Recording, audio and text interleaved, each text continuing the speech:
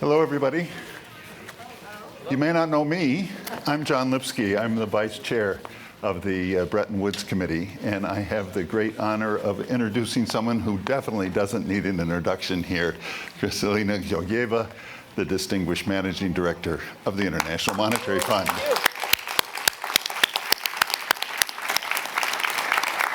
We're so happy that you're here with us today, and on this auspicious annual meeting, the 80th anniversary of the Bretton Woods institutions. And when you get to 80, apparently, I'm heard that sometimes they worry about vitality.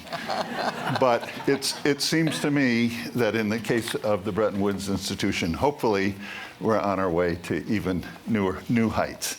So thanks again, and we'll have a little time for a conversation. Thanks for joining us. Now, in last month's annual report, you noted a mixed picture economy and highlighted a troubled medium-term growth outlook. And you referred to this in your wonderful curtain raiser speech of last week. You want to give us a little hint of what we're going to hear tomorrow at the unveiling of the full World Economic Outlook?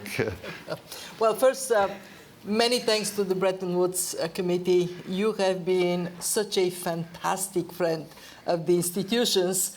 I don't think that we can celebrate being 80 without thanking you. So,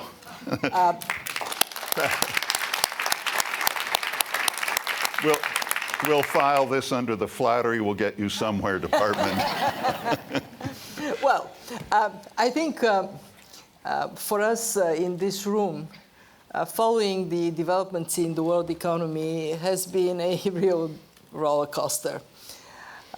Just go back a year, and we were very worried at that time that to stop the inflation wave and reverse it would mean pushing the economy into recession. So here is the good news, and you would hear more about it tomorrow.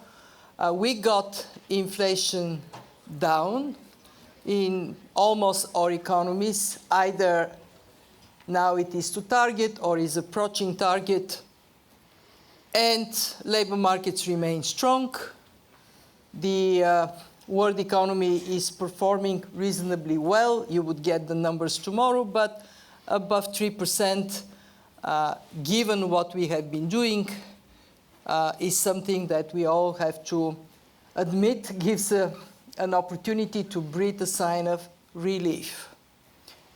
But, as I said in my curtain raiser, you're not going to hear much of popping up champagne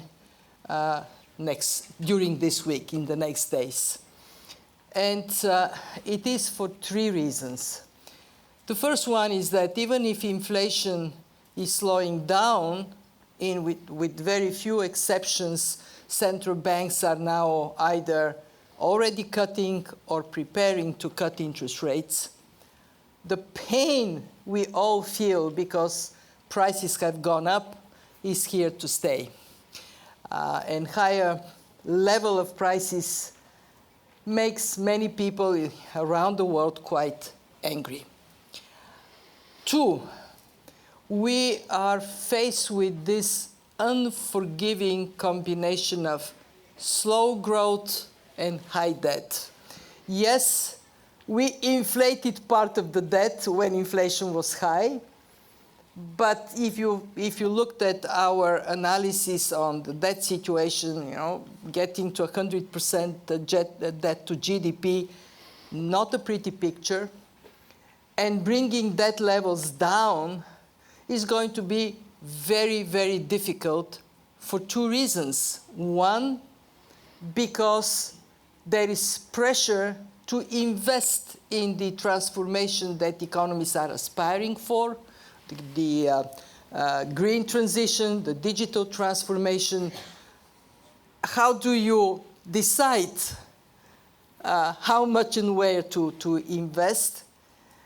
And two, the appetite for prudent fiscal policy has disappeared. Even traditionally very conservative, fiscally prudent parties are now accustomed to borrow to spend.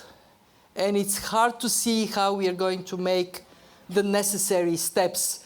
Our message on the fiscal front is it is urgent to act because otherwise you're going to be suffocated by this burden of debt. But as you act, you have to do it gradually. It's actually a complicated message. I see Jayla here. We spent some time thinking how to tell people it is urgent, but don't rush. You know, gradual transition is what you need to do. And the third reason is the one that we all are witnessing painfully developing as a negative factor for growth, fragmentation in the world economy. What we have seen in the last 18 months is very profound. 4,000 industrial policy measures taken in the world, and for the first time, the majority of these measures, 60%, come from advanced economies. True, there are important reasons why security of supplies, national security considerations, the need for speed for the green transition is pressing governments to look into industrial policy seriously and apply it.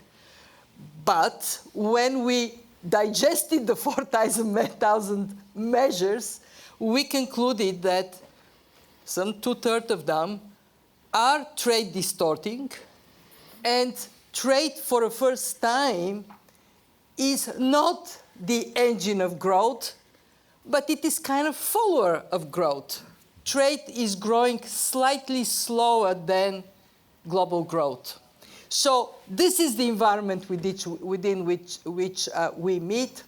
So my take is that policymakers here will have that, oh, thank God, inflation is down reaction.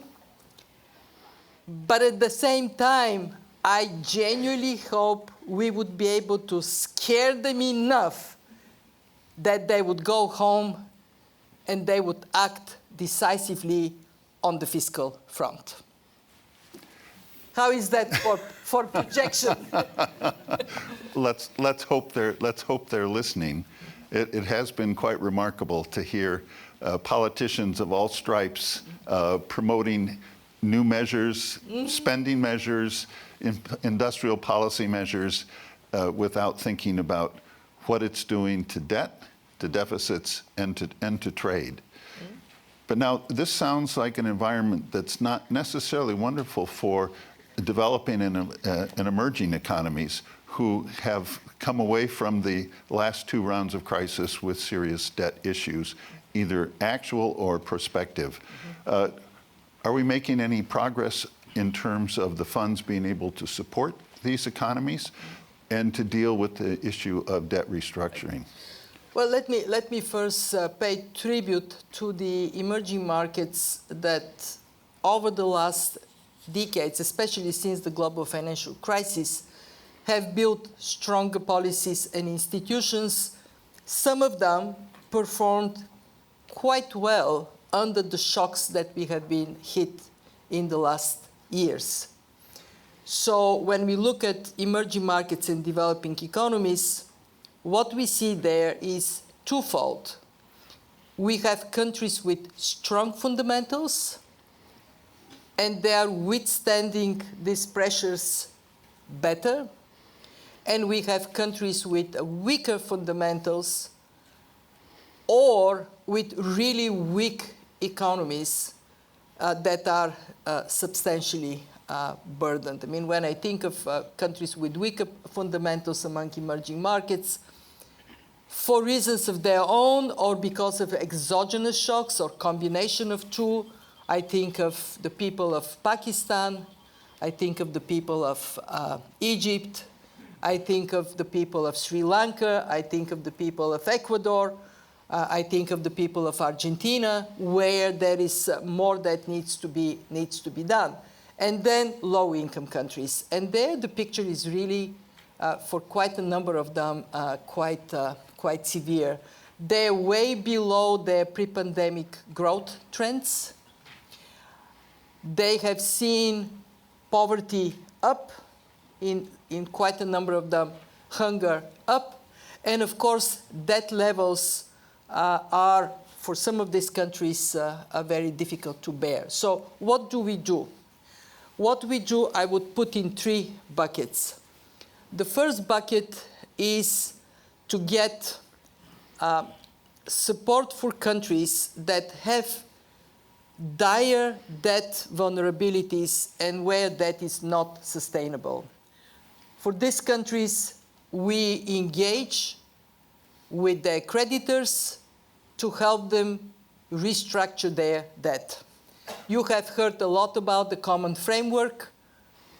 Yes, it is not perfect, but actually the common framework, supported by the Global Sovereign Debt Roundtable that we set together with the World Bank and the Indian G20 presidency, it is delivering faster and better outcomes for countries. I look at the story with Chad, 11 months to get to meaningful debt restructuring. Now we have Ethiopia, higher debt level, only 3 months to get to an outcome. And actually, I was just with the delegation of Ethiopia. And I can tell you that it gives me so much happiness, joy, to see a country decisively moving into bringing its economy on sound footing. So for these countries where debt is not sustainable, debt restructuring is the way to go. Secondly, we have quite a number of countries where debt is high, but it is not a solvency issue. It is a liquidity problem. And I want to praise Jayla Pazar-Bashioglu and her team. They have worked on a 3-pronged approach for liquidity-constrained countries where we systematically work on getting more domestic resource mobilization, getting countries to do better in raising revenues and improving the quality of their spending, getting them more international support. So we collectively, in a coordinated manner, the World Bank, the other development banks, the IMF, we inject liquidity in these countries in a synchronized manner, so it makes a difference. And of course, working with them to make the economies more attractive for private investments. So in that category where liquidity is a problem, we have to systematically address it. And then, of course, we come with that second leg of the liquidity support. We finance countries. We are now at almost $400 billion in lending since the start of the pandemic. When you add to this the injection of special drawing rights, this is $1 trillion liquidity and reserves injected in the world economy. We have been very successful these last weeks to get our membership to translate our own financial strength. Can I do a commercial here? Please do. Look, for a long time, for a long time, the IMF had a target for precautionary balances. This is what buffers us. So we tell countries, build your buffers, there may be worse times to come. But we wouldn't reach our own target until April this year. So for the first time, we reached and exceeded our target for precautionary balances. That's my commercial. Yes.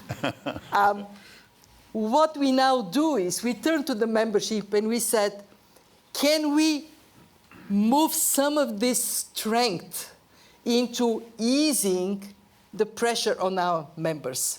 So we got unanimous decision of our membership to do 2 things: reduce charges and surcharges by 36%, so it's cheaper for countries to service debt to the IMF, and direct some of our income to increase our concessional lending capacity, our subsidy account for the PRGT. So we can do almost 3 times as much for countries than we did before the pandemic. So we, on our side, we recognize that we have to be a reliable source of financing for countries in this very difficult moment in time. You will see Ajay later. I cannot praise enough the World Bank for being our partner for these countries. This is great. Would you We changed our own policies on our participation in debt restructuring to make us more agile, more reliable. Great. Sticking with that for a minute. So is more progress to come through the sovereign debt roundtable? Yes, I do expect more progress. So far, what we have done is the first thing we have done is we brought everybody around the table, the traditional lenders, the non-traditional lenders, China, India, Saudi Arabia, Brazil, and then the private sector, the key private sector financiers, and the countries, the borrowing countries, the debtor countries themselves.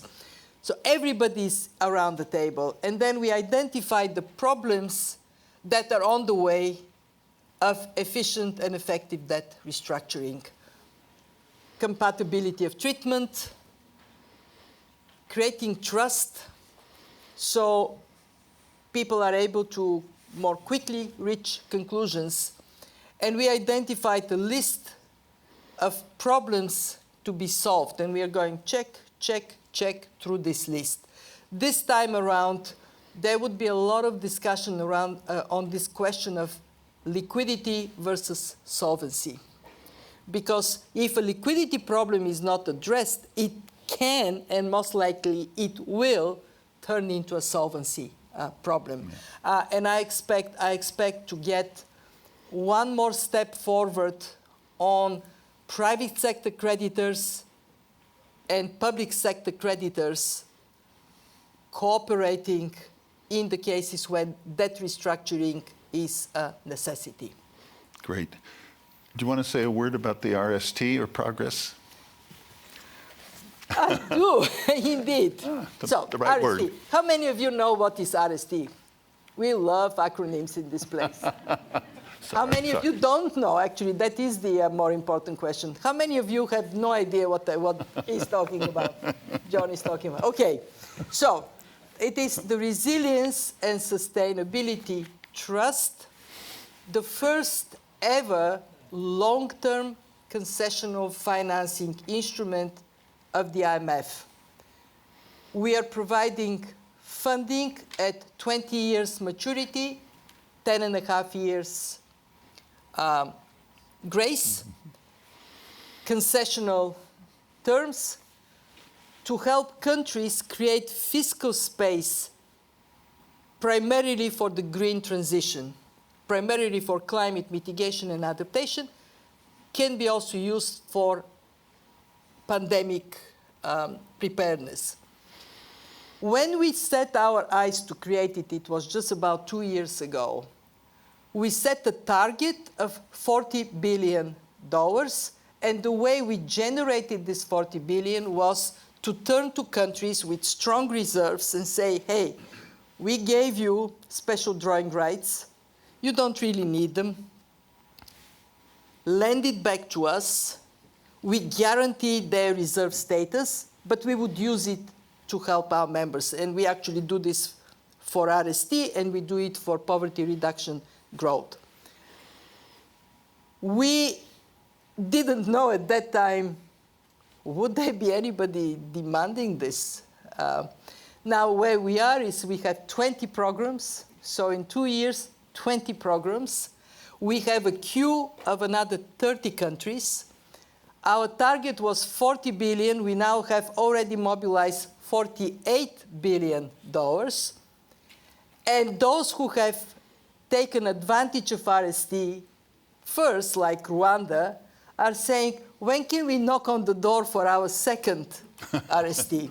So you would see me to be on a fundraising mission because demand is so strong, because when we create fiscal space, working together with the World Bank and the other development banks, we can help countries mobilize on scale financing for their climate objectives. So, very good story. One that says that money should not be let idle. And actually, if I have one message to everybody in these days when growth is slow, debt is high, do not let money be lazy. Very good. I'm glad I asked. But now, let's continue down this climate road. That's a challenge for everybody. And there's been a lot of discussion about what should the role of the fund be? Is it macro-critical? How should the fund be addressing climate issues more broadly? Well, the reason the fund has embraced a climate strategy 2 years ago was very simple. We can see the evidence in our members that climate risks are materializing, hurting economic prospects of countries. And on the flip side, accelerating the climate transition is an opportunity to create green jobs and pursue green growth. So when we are so obsessed with a higher trajectory for growth, we cannot abandon our responsibility to the members to help them manage the risks down, improve their chances to capture the opportunities. What we do on the climate front is strictly what the fund is set to do.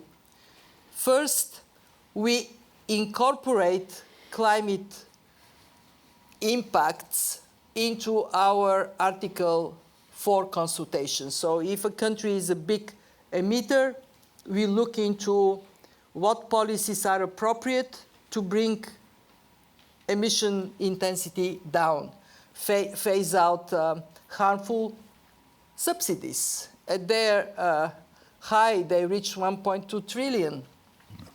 Look at ways in which you can insensitize the economy to transform, and especially for vulnerable, climate-vulnerable countries, what can they do to have more resilient economy, more resilient agriculture, more resilient approach to how they manage their finances. Two, we look at climate-related financial stability risks.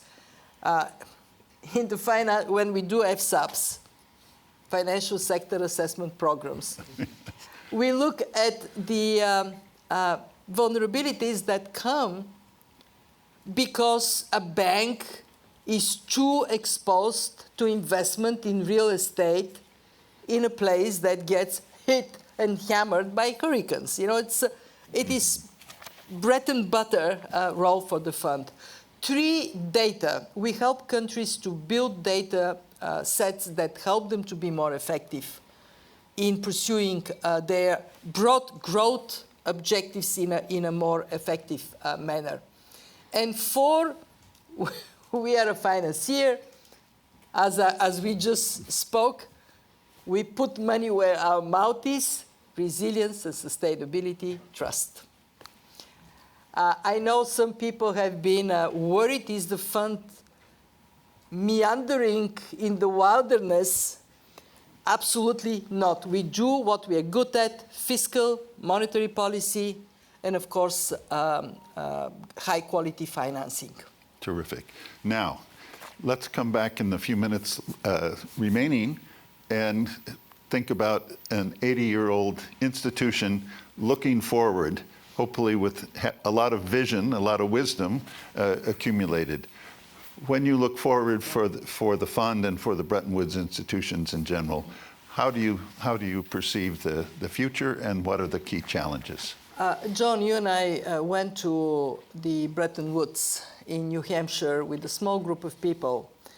And what we did there was to think exactly about that. Where we are coming from, where we are headed, why. And I drew out of this discussion, as well as out of discussions we have in our team, 3 very important conclusions. Number 1, countries are members of the Bretton Woods institutions not out of charity. They're members out of self-interest, and therefore delivering value to the different groups in our membership is number 1 priority for us. And understanding that the needs of countries change, and what the fund can deliver for them, what we can offer to them, also changes. Stay ahead of this. I mentioned the decisions we have taken this week. Make sure that the membership is, in its diversity, gets value from the fund. And you would see us focusing over the next years on the very big topics. How do you lift up growth prospects? What is a pro-growth fiscal policy? What do we do about the fragmentation in the world? How can we offer countries good analysis on the cost and benefits of their policy decisions, so they make informed decisions? And of course, look at the challenges that individual countries face, be country-specific in our engagement. The second conclusion I drew out of there was that we cannot stay still when the world is changing. We have to be more inclusive. We have to be more legitimate, because we change with the world. On November 1st, we are going to welcome a new sub-Saharan African chair at our board of directors. Why? Because we have to give more voice to an underrepresented region.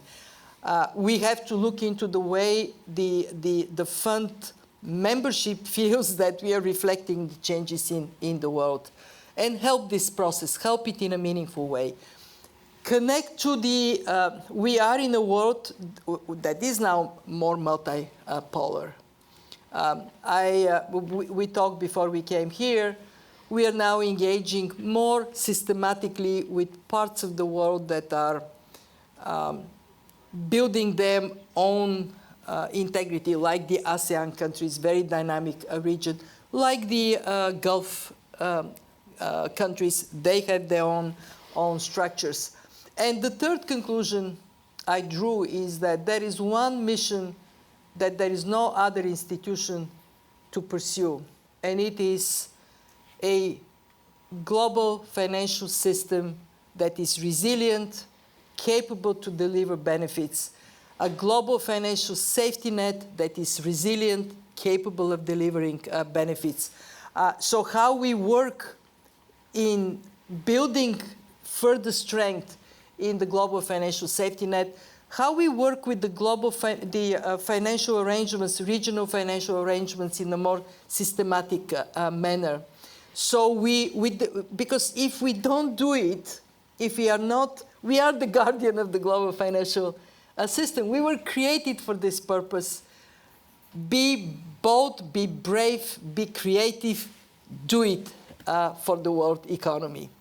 And now I'm going to say something.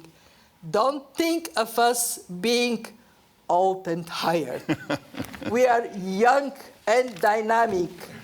And we will rock you.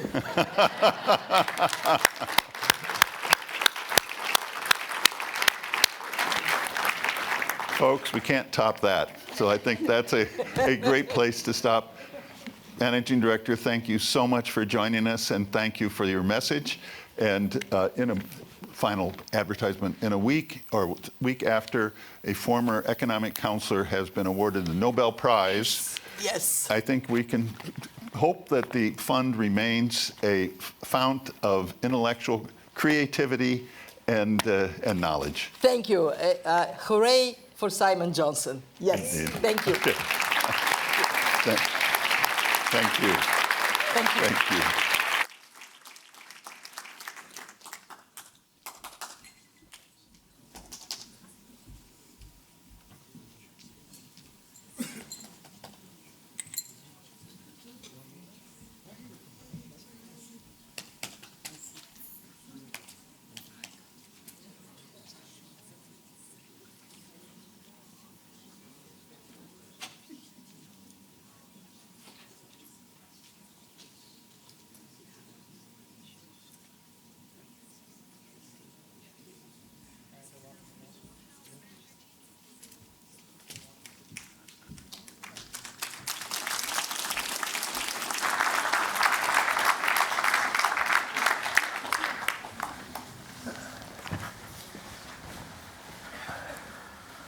Okay, we're very lucky again to have the President of the World Bank, my good friend Ajay Banga, with us this afternoon. I think he's doing a great job there, and we have a few questions for him. So we'll begin right Just now. a few. One of them you'd expect, which is on the 80th anniversary of Bretton Woods, what do you see as the biggest challenges the world has facing it in the area of development?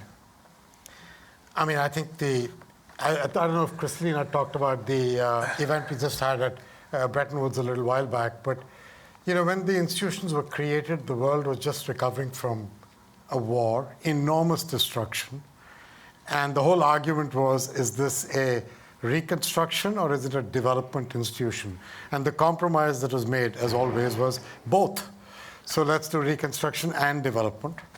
And I think the focus over the years went more and more to development. Now, if you look at it, the world has wars again. In certain parts of the world, reconstruction is going to be very important in the coming years.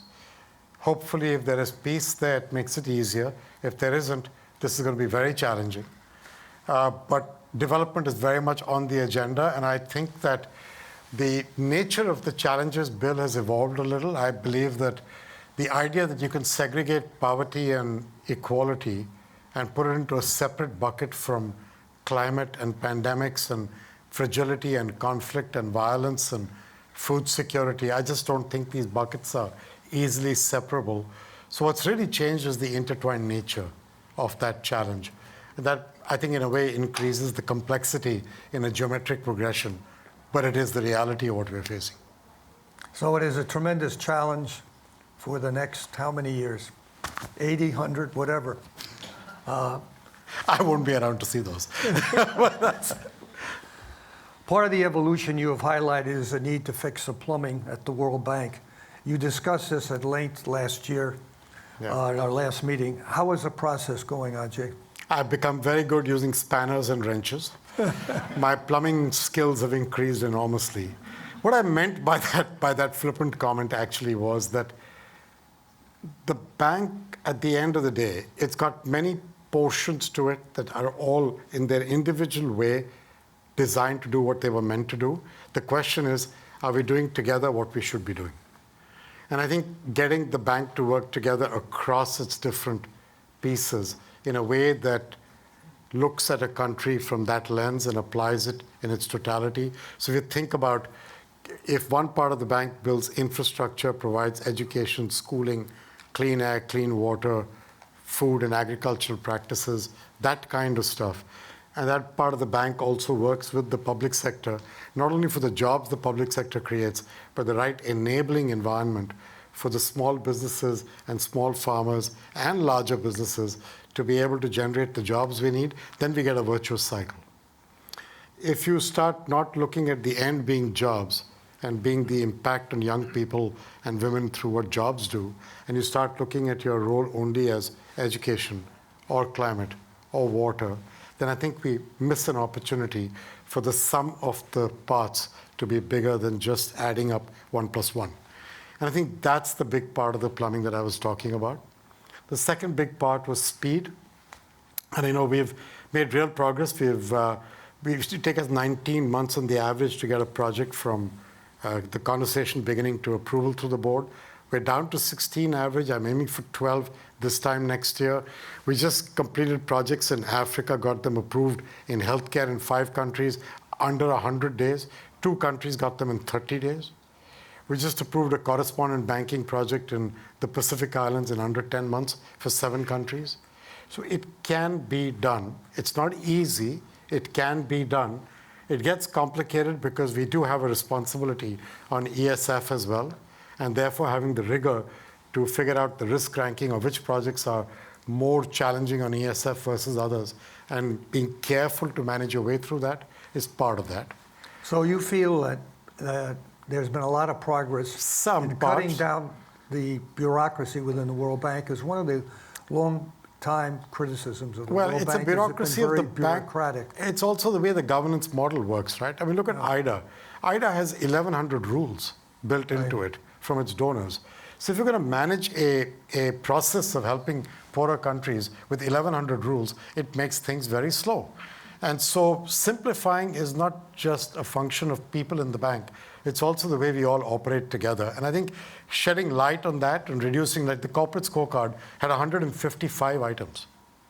You know, and you and I have worked in companies. You put 155 items in my objectives, I'll always get an A+ grade. Right. Because I'll find 40 that I've done well in. I'll never talk about the other 110 with you.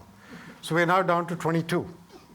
And they're output-oriented, not input only. Not only input, meaning let's talk, you know, how many girls went to school because of schools we put up, or how many carbon emissions we avoided because of the work we did, not just how many projects and how many dollars we put in. I think both things are important as measures. And so a lot of the plumbing has to do with simplification, speed.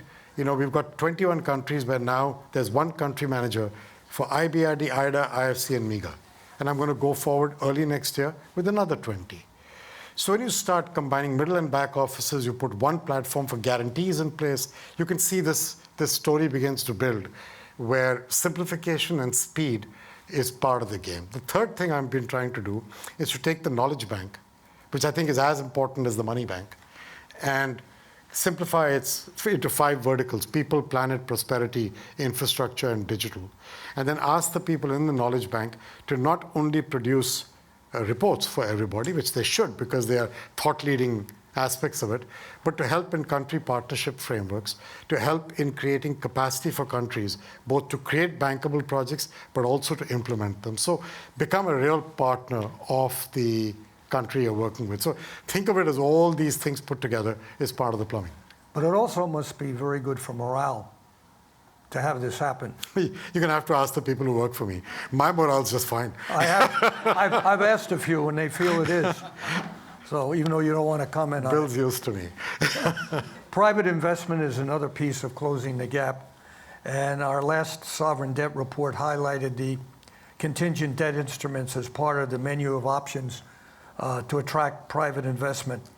How is the relationship between the bank and private investment going? Because the last time we spoke, which was in April, you mentioned very strongly this particular area of that you were giving it tremendous importance. Yeah. So, Bill, working with the private sector.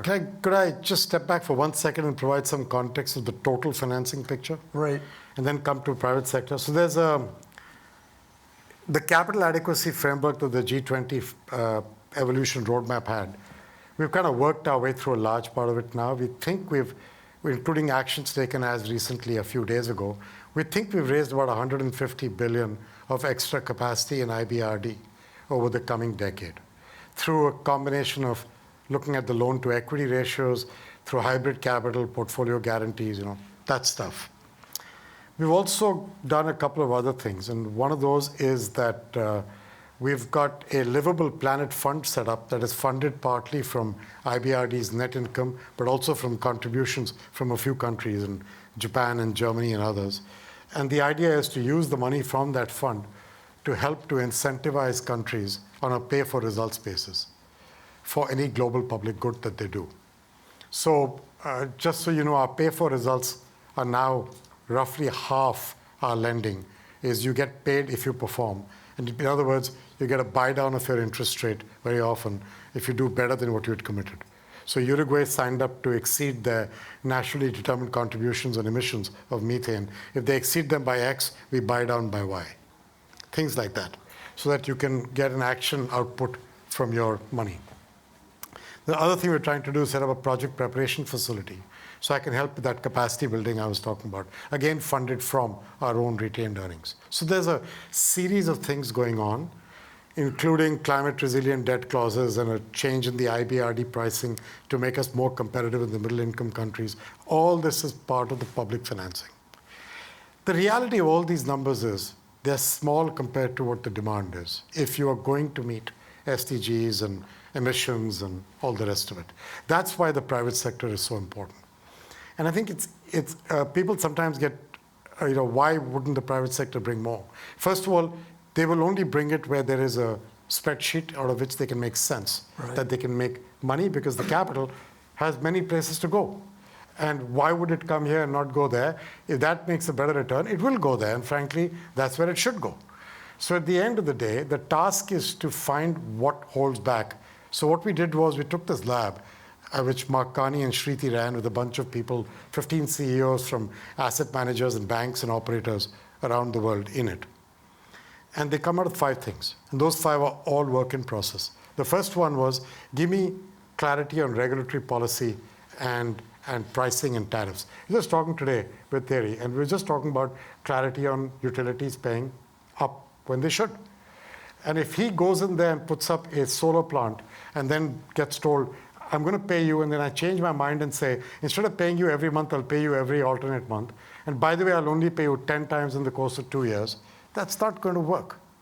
And so getting the right policy clarity is kind of important. Right now, we've committed to connect 300 million people in Africa to energy by 2030. The first thing we're doing, 27th and 28th of January in Tanzania, 15 heads of state are coming with a specific energy compact plan, where they will lay out what regulatory policy changes they are willing to make by which state, for which we will put them on a P for R. We will pay them if they do and execute the regulatory policy change. Then an investor like him can say, okay, I can put my money where this is going, because those guys are putting their money where their mouths are. And that is part of the whole topic there. The second one is guarantees. Even if I get this, I need political risk guarantees. So we had guarantees across different parts of the bank. We put the whole platform together under MIGA. And now we're simplifying all the products and pricing so that it's a little easier for our field force to sell the full range of guarantees. Political risk guarantee combined with the commercial credit wrapper, the whole thing. And it's early days. The platform is just getting put together. It'll take another 6 to 8 months to clean up the due diligences and the like. We have different due diligence standards across each of our own sub-institutions. That's all work in progress. But already, our guarantee platform is double what it was a year ago. The first 3 months of this year, it's 3 times last year. So focus and simplification does lead to outcomes. That's the second one. The third one is the private sector lab said IFC, in this case, should take first loss or junior equity, which sounds great unless I actually book a loss. If I do book a loss, then to keep my AAA rating, I have to go right back to my shareholders and acquire more capital, and that's not a particularly pleasant experience, right? So, Particularly since you have IDA. right now, in any case, it's not a pleasant experience. But even otherwise, the We'll last get to thing, that later. as you and I recollect very clearly, going back to shareholders to get capital is always an unpleasant experience. So I've got to find a way to create a shock absorber of some type to enable us to do the right thing with junior equity, because that could make a difference in a calculation on a project, which we're determined to do. So once again, we're trying to create what's called a Frontier Opportunities Fund with IFC's own retained earnings plus some donor money, and see if I can use that to help create the junior equity positions that might get projects over the edge in certain cases. A fourth category is foreign exchange, and you were at Citibank many more years before but at the end of the day, if anybody here knows how to figure out foreign exchange, good luck to you, because I still am learning how to do foreign exchange after 30 years in banking. And I just want to say that it's the single hardest thing to figure out. And we're trying to do 2 or 3 things. The right long-term answer is local capital markets in these larger middle-income countries. That does work. India is one of those. The World Bank invested in HDFC years ago, and HDFC has become a big part of that capital market, blah, blah. But the issue is, it takes years. So if you want to get something done quicker, there are 2 options we're exploring. One is obviously to use local currency surplus liquidity in local commercial banks, which, as you know, the middle-income countries do have fairly large branch banking networks with money that they park overnight with their central bank at small spreads. If we could offer them a better spread and say I'd use that to finance projects, then that's a good productive use of that money. Not easy, you've got to get everybody aligned, but there's something there. And the second one is a multi-layered risk facility, where if you know that the Indonesian rupiah will decline by 10% against the dollar every year on the average, and you're him and you're investing, then you better factor the 10% in. Otherwise, what the hell are you doing? And then the issue is not the 10. The issue is if it goes to 15 for 5 years. And it's the 5-tail risk that he couldn't have factored in. So in that, if the government of Indonesia will take 3 and I take 2, and I take the 2 and give it back to Indonesia as a 50-year loan, effectively concessional free, can we find a way to bridge the gap for him? And I think certain governments are quite interested in this idea. I've got the board to approve a 50-year loan for global public goods, by the way. So we've got this kind of set up in a form to work on. And then the last one, which to me is the most interesting, is the idea of trying to really get to an asset class with this kind of investing. So if I went today to an asset manager or to Larry Fink or to a pension fund and said, wouldn't you like exposure to water in Africa? They would say yes.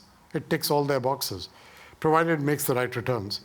But if I then say, here are 22 projects of 21 million, 82 million, 104 million, 72 million, and so on, underwrite these 22, each have different covenants, different structures, different repayment terms, different rules, he's going to say, why don't you go away and come back when you grow up? And he's right. I would have said the same thing. So what you need is bundling and packaging and scale and standardization. We understand this. What I just got, Doug Peterson of S&P has agreed to lead this for me. He, along with BlackRock, some pension funds, and commercial banks, are going to work with us on how do we take this and try and, even if it takes us 3 to 4 years, find a way to create these asset classes with a rating agency wrapper so we can actually create a market in tradable securities of a certain scale from projects in this space. It will need a lot of hard work. You'll have to incentivize countries to standardize loans. You'll have to get us to understand standardized loans. You have to get the other MDBs to work with us on it. This is work, but it's begun. So that's kind of the work going on in the private sector lab. Going back to the point you just made, what is the relationship today with the regional development banks? Because of some of them, like the Asian Infrastructure Investment Bank, seem to be very, very active in projects worldwide. Yeah. With the One Belt, One Road. I mean, are you working with them? Is it affecting you? I do What is the co-financing. relationship? I do co-financing with AIIB. They're one of my biggest co-financing partners. But I work with all the other MDBs. So what I did was, when I came, I heard a lot of complaints about the fact that we don't work together. Exactly why I asked the question. So I broke it into 2 parts. One being, what can we do bilaterally? Right. And so I've struck with every one of these bigger banks, the Inter-American Development Bank, the Asian Development Bank, the EBRD, the Islamic Development Bank, and AIIB, and said, let's focus on 3 things together, 3 separate things. In the case of Inter-American, it's Amazon, obviously. It's climate issues in the Caribbean, and it's girls' education through digital, because during COVID, Latin America got pretty badly slammed on the education for gender. It became a big issue. So the three things we're focusing on for that is these 3. It's not that we're not working on 5 other things with them, but these 3, he and I track every period of time together. How are our teams making progress on them? And so on with each of these banks. That is at a bilateral level. At a multilateral level, the biggest pain point was co-financing. So we would go find a deal, get it, and then go and hawk it to 4 other banks. And we even charged a fee at one point of time, which I've killed, because we're not in the profit-making business. And so instead, what we're doing now is created a digital platform, which we've launched, and all banks can put in their projects into it at one time, and we bid together. So the country receiving it doesn't have to do 3 due diligences, 3 project preparations.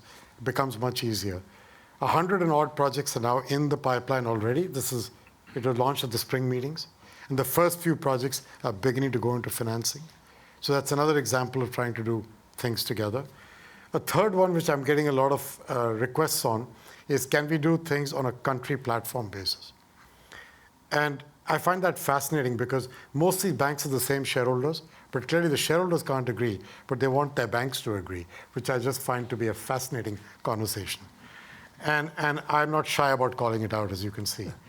And so it's not easy. It's much more complicated than it should be. But I will tell you, with the Asian Development Bank, I've reached a stage where we will be able to sign off soon, I hope, with both boards approving it, that we will rely totally on each other's work. So if they do the due diligence and KYC, I will accept it. If I do it, they will accept it. It will change the way these banks work on the ground.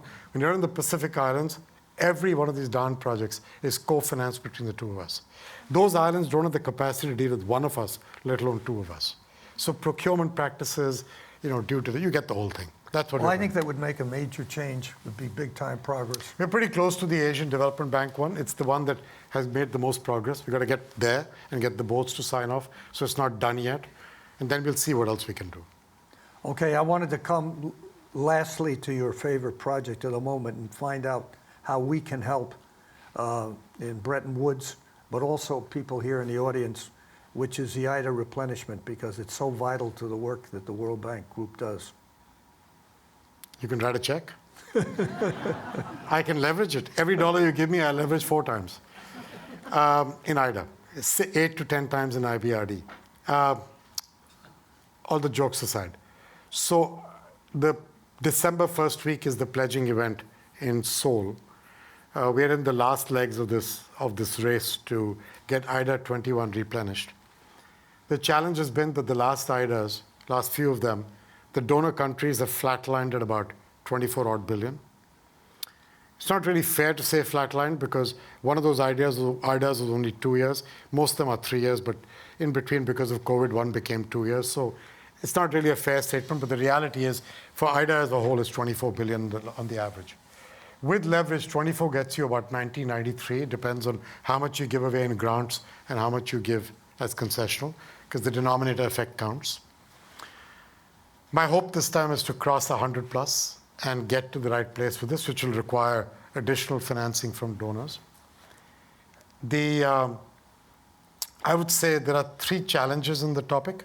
The first one is most wealthy countries currently have, as you probably have noticed, a few challenges in their politics and their fiscal circumstances. And so if you were to take France, which is currently going through a difficult time vis-a-vis its budgetary deficit and the EU rules, that's a problem. Germany is going through an interesting discussion in their coalition about the debt brake. So everybody's got something going on. And when you combine all that together, you've also got the issue of currency depreciations, which means that to contribute what they contributed last time in dollars, if you were the Japanese, you've got to add 25 to 30% more in yen, which is where their budget comes from. So you've got fiscal challenges, political challenges, and currency depreciations that could get in the way of getting this the right way. Having said that, Denmark just came out with a 40% increase. Spain is in the process of announcing a sizable increase, and the UK is in the process of announcing a sizable increase. So that's a good start. France is challenged, others are challenged, but there are others who are going in the right direction. So I'm still relatively optimistic that we'll get to that number. The reality of IDA has got 3 things that work for it. And the first is affordable financing. About 30% of IDA is pure grant. No repayment of any type. No interest, no principal. For the poorest and weakest countries. So for example, 4 countries going through the G20 Common Framework, Chad, Ethiopia, Ghana, and Zambia. For the last 3 years, we're the only ones who've given them money. We've given them 17 billion, about half concessional, half grant, and about half net positive. So without that, they would be really stressed. No lifeline. The second reason for IDA is its knowledge base, because as you kind of learn from each country as you go along, and you can take successes back and forth. So we picked up, for example, in China, the work they've done on getting coal and wood out of home cooking and replaced with solar, with a series of very interesting ways of working their way through it. That's a good learning. It's going elsewhere, and so on. And the third item is the leverage, the 3.5 to 4 times a dollar that you can get out of IDA. What IDA has delivered is, and this is facts over the last decade, 900 million people have had access to better health care because of IDA. 900 million. 170 million people have got connected to electricity because of IDA. 94 million people have got access to clean drinking water because of IDA, all in the last decade. 18 million small farmers have got access to better technology and seeds and the like because of IDA. These are facts. These are not, you can argue about everything else and measure this, measure that. So I don't know if the number is off by 1 million and I've changed some number in my head, but these are hundreds of millions, and that's the impact. And this work was done over the last decade, well before I got involved. And my approach is this is real, and IDA is the lifeline for these countries. And it's critical that we find the right way to work this through over the coming period. What do you need to do? Make noise. Make as much noise as you can with whoever you believe is an influencer in putting their money to work on this topic. This is the time for countries to think, richer countries, to think about how to get leverage on their money. Everybody has ODA issues, but you're making conscious choices about how much money goes bilaterally versus how much goes multilaterally. I understand the advantage of bilateral. It's political headroom and negotiation. I got it. If I was in their shoes, I would do it too. But as I was telling the Australians, the Prime Minister the other day in Australia, and I said, listen, you got to give $10 to ODA. I got no problem. Give 6 bilaterally, give me 4. My 4 becomes 16. 16 and 6 is 22. Australia just created 22 from 10. That's magic. Which government program do you know that does that? Most government programs take 10 and make it 2. Kind of looked at me, he laughed exactly like that and said, you're cheeky. I said, well, you know. It's the truth, and the truth will set you free. So the issue is make as much noise as you can, because this is the time. Let me tell you why I'm really concerned. It goes back to where I started about the plumbing. This is not about schools and gender and clean air and clean water. It's not about the building blocks of development. It is about a very simple thing. 1.2 billion young people in the global south, emerging markets, are coming through the pipe ready to have a job in the next 15 years. 1.2 billion. That's supposed to be our demographic dividend for our future. And it could be if they're productively employed when they're ready, and before that they get clean air, clean water, healthcare, and education. Currently, the same countries are forecasted to generate under 450 million jobs. That's a very large gap. Forecasts are not destiny, but they will be destiny if we don't do something about it. If you don't do something about it, if you think today's migration into borders is the problem, just wait 10 years. It's coming. Because what will these young people do when they have no hope and no dignity in the country they're in? They've got 3 choices: social instability, military challenges and coups, migration. That's what they've got. What else will they do? And so I think we have to be, it's in our own selfish self-interest to find interesting and smart ways to engage with these countries, both for a constructive point of view, which is to take this opportunity of 1.2 billion people and make them our future. Because after all, they will consume. If you give them jobs, they will consume. They will buy produce, they will buy products, they will buy our intellectual property, they will buy all the things we care about. And also, the world will be safer and better off with their enthusiasm and their optimism. It's our chance, Bill, but we only got 15 years. Well, you actually spoke to my last question, which is the biggest concern you have. So we can end. Going forward. And that's my concern. Huh? This is my concern. Well, I think it's a big concern. This is my concern. And but I also think it's an opportunity. Please don't get me wrong. It's a concern if we don't do anything. It's a real opportunity. Like in the last 20, 30 years, it's not a secret that jobs created the biggest dent in poverty. China had 780 million people in poverty in 1978. You know this number. 98% of people living in rural China were extreme poor. Right. In the subsequent 38 years, they've generated how many jobs a year? Tremendous. 8 million jobs a year on the average. Right. 320 million jobs. How else did they get to where they got to? You can talk about all the things with their growth model. I'm not justifying any of that. I'm just saying jobs are the way to drive a nail in the coffin of poverty. Jobs. I think that's a good way to end, and thank you very much for the job you're doing at the World Bank, for the support you're giving Bretton Woods, and if we can do anything to help you, please let us know. Please make some noise. We will, particularly on thank you. IDA.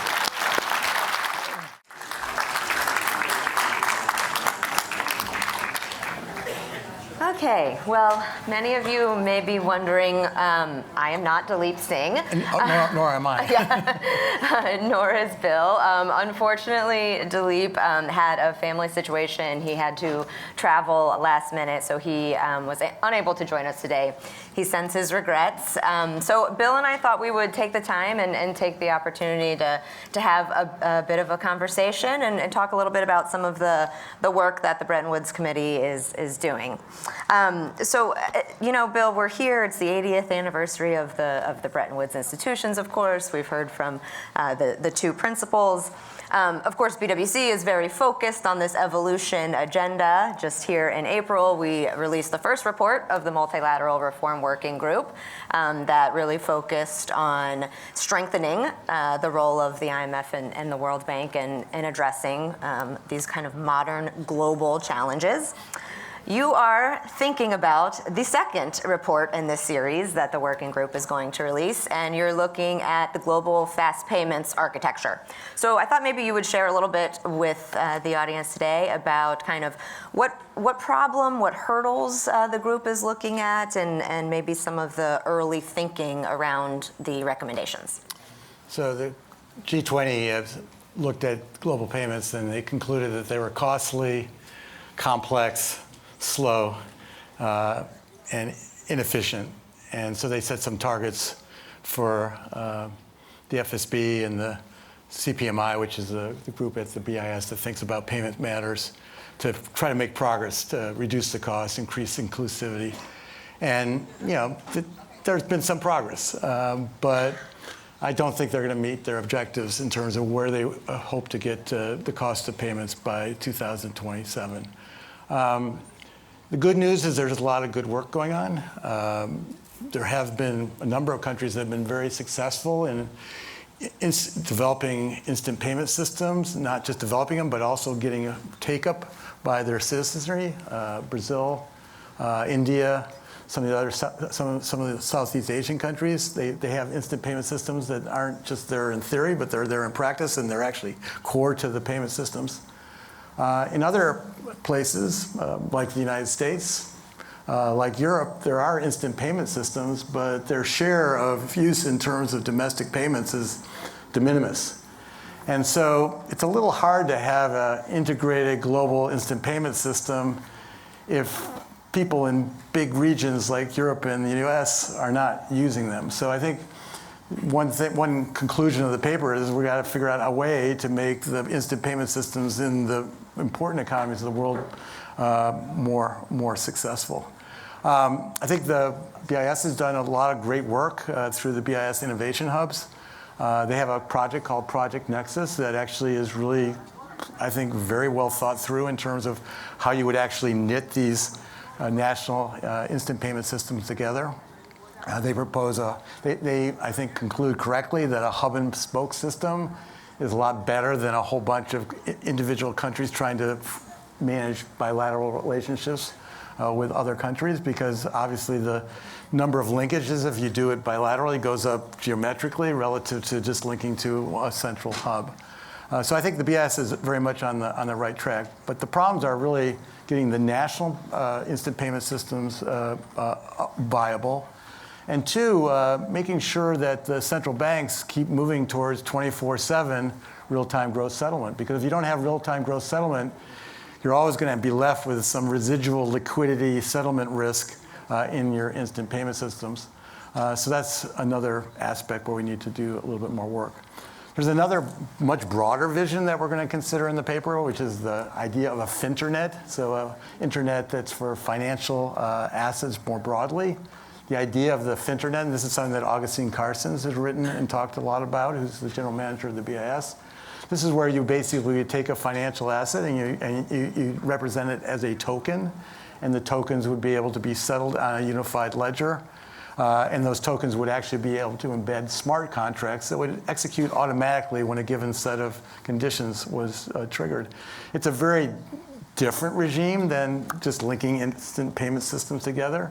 It's probably a more bold vision, but we're probably 20 years away from that if everything goes really, really well over the next coming decade. So it's more of a vision than And we don't really have a path to going there. Although the BIS has also been pretty important here. They have a Project Agora where they've basically partnered with the IFI to bring together some private banks to figure out how could you actually take this forward.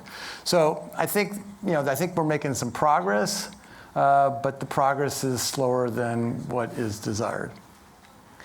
So thinking a little bit about the sort of governance architecture of this, you've mentioned the BIS a couple of times and the role that they would play, but talk a little bit about how you're thinking about the role of the BIS vis-a-vis the IMF and the World Bank in both of these different regimes. Yeah, I sort of feel like, there's some analogies that we can look at in terms of what happened after the Great Financial Crisis. After the Great Financial Crisis, we saw a lot of things did behave very badly, and there were a lot of structural weaknesses in the system. And one weakness was over-the-counter derivatives. That turned out to be a huge channel of contagion during the Great Financial Crisis. And so after the financial crisis, the G20 got together and said, well, we need to clear over-the-counter derivatives trades through a central counterparty. And the BIS, working with IOSCO, played a big role in that. They basically came up with a set of standards that I worked on called the Principles for Financial Market Infrastructures. And that set a set of expectations of what a CCP has to be able to accomplish. And now, as it turns out, there was a pretty big role in the rollout of this for the IMF and the World Bank, because the evaluation of whether a country was actually working towards achieving the appropriate standards for their central counterparties was through the IMF conducting their own financial assessment. And the World Bank also played a role because the technical advice to smaller countries that are trying to figure out how to do this, the World Bank plays a huge role. So I sort of feel like the architecture on payments should be very similar, where the BIS takes the lead in terms of saying what good looks like and saying, here's the standards that we want to have. You probably need a little bit more oomph to get countries to agree that this is what we're going to do.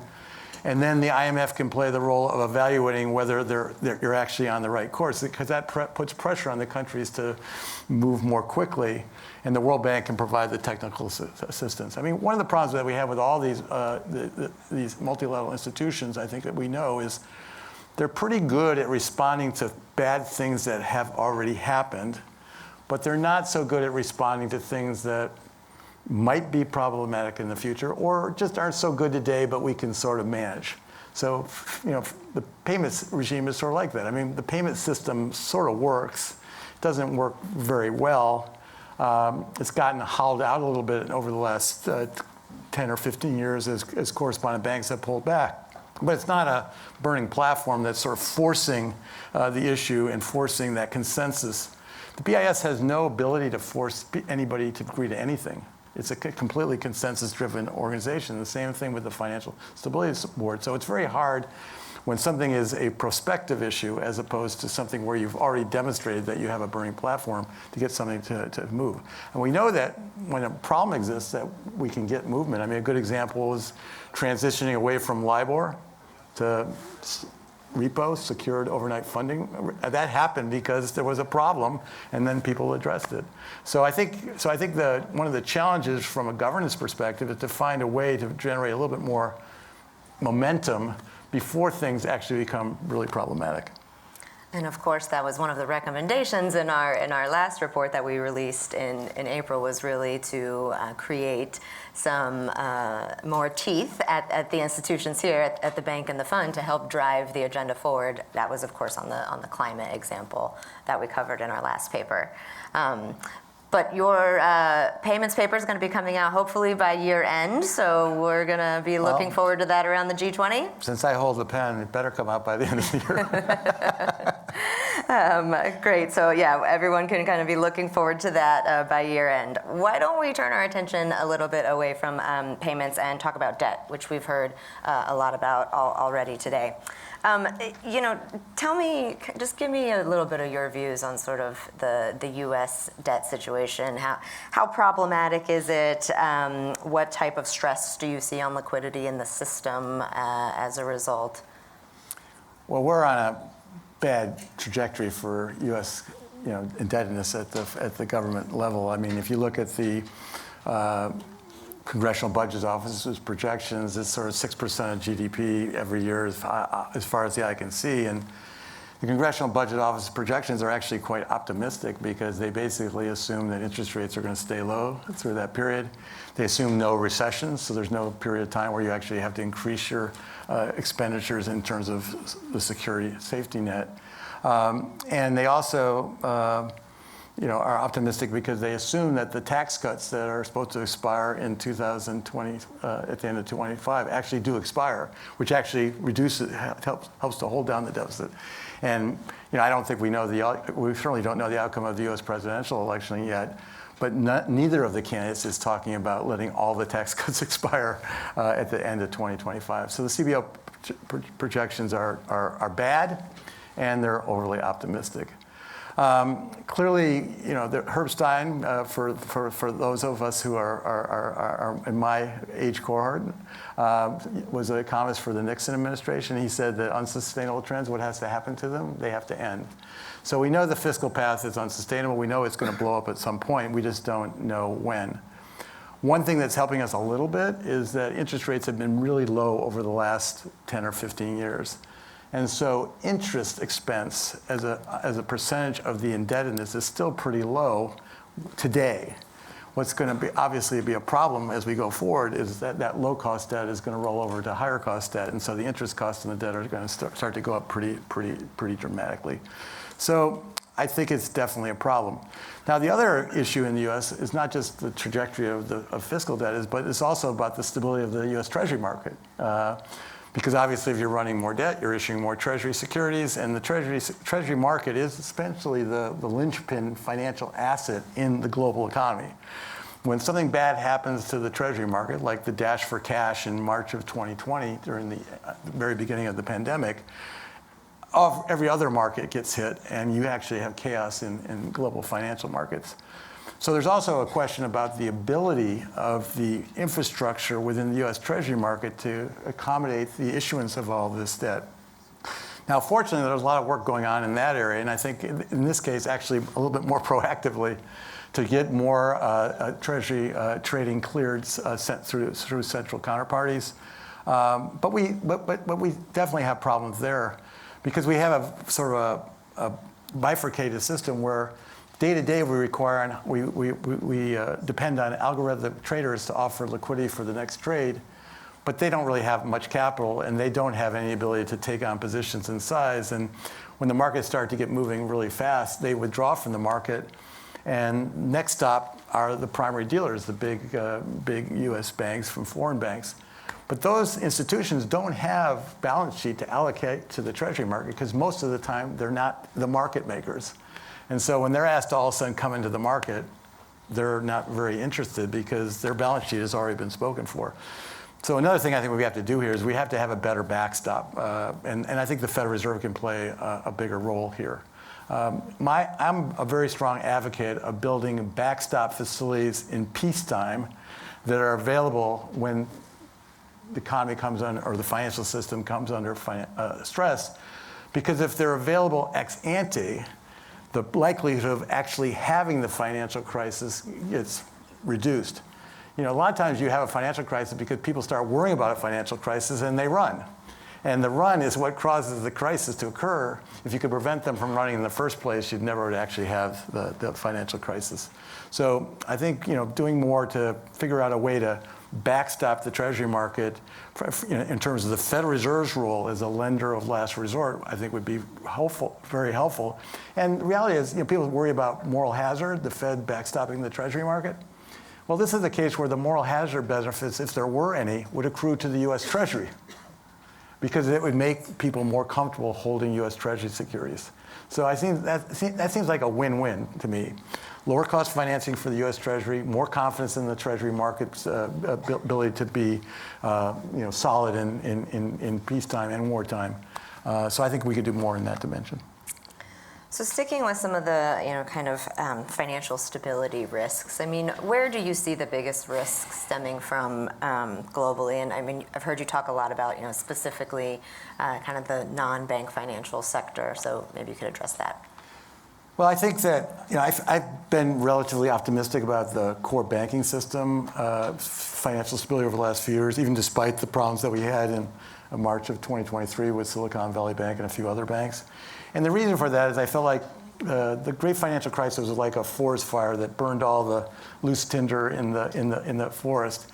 And so you really stress tested the banking system, and you provoked a lot of responses to fix all the weak points: more capital, more liquidity, higher quality liquidity, stress testing, central clearing of over-the-counter derivatives through CCPs. So a lot of stuff has been done, I think, to make the core banking system stronger. What hasn't happened is we haven't really done that much about the non-bank financial sector. And of course, because we put more burden on the core banking system, we've actually made the core banking system a little bit less competitive with the non-bank private financial sector. And so we're actually pushing activity out of the regulated sector, out of the sector where we actually have a degree of transparency, into a sector that's much less regulated and is much less transparent. So because it's less transparent, you sort of have to worry about it.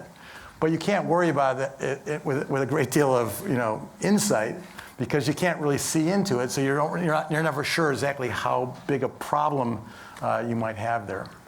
The good thing about what we saw during the great financial crisis, the non-bank financial sector was mostly the dog that didn't bark.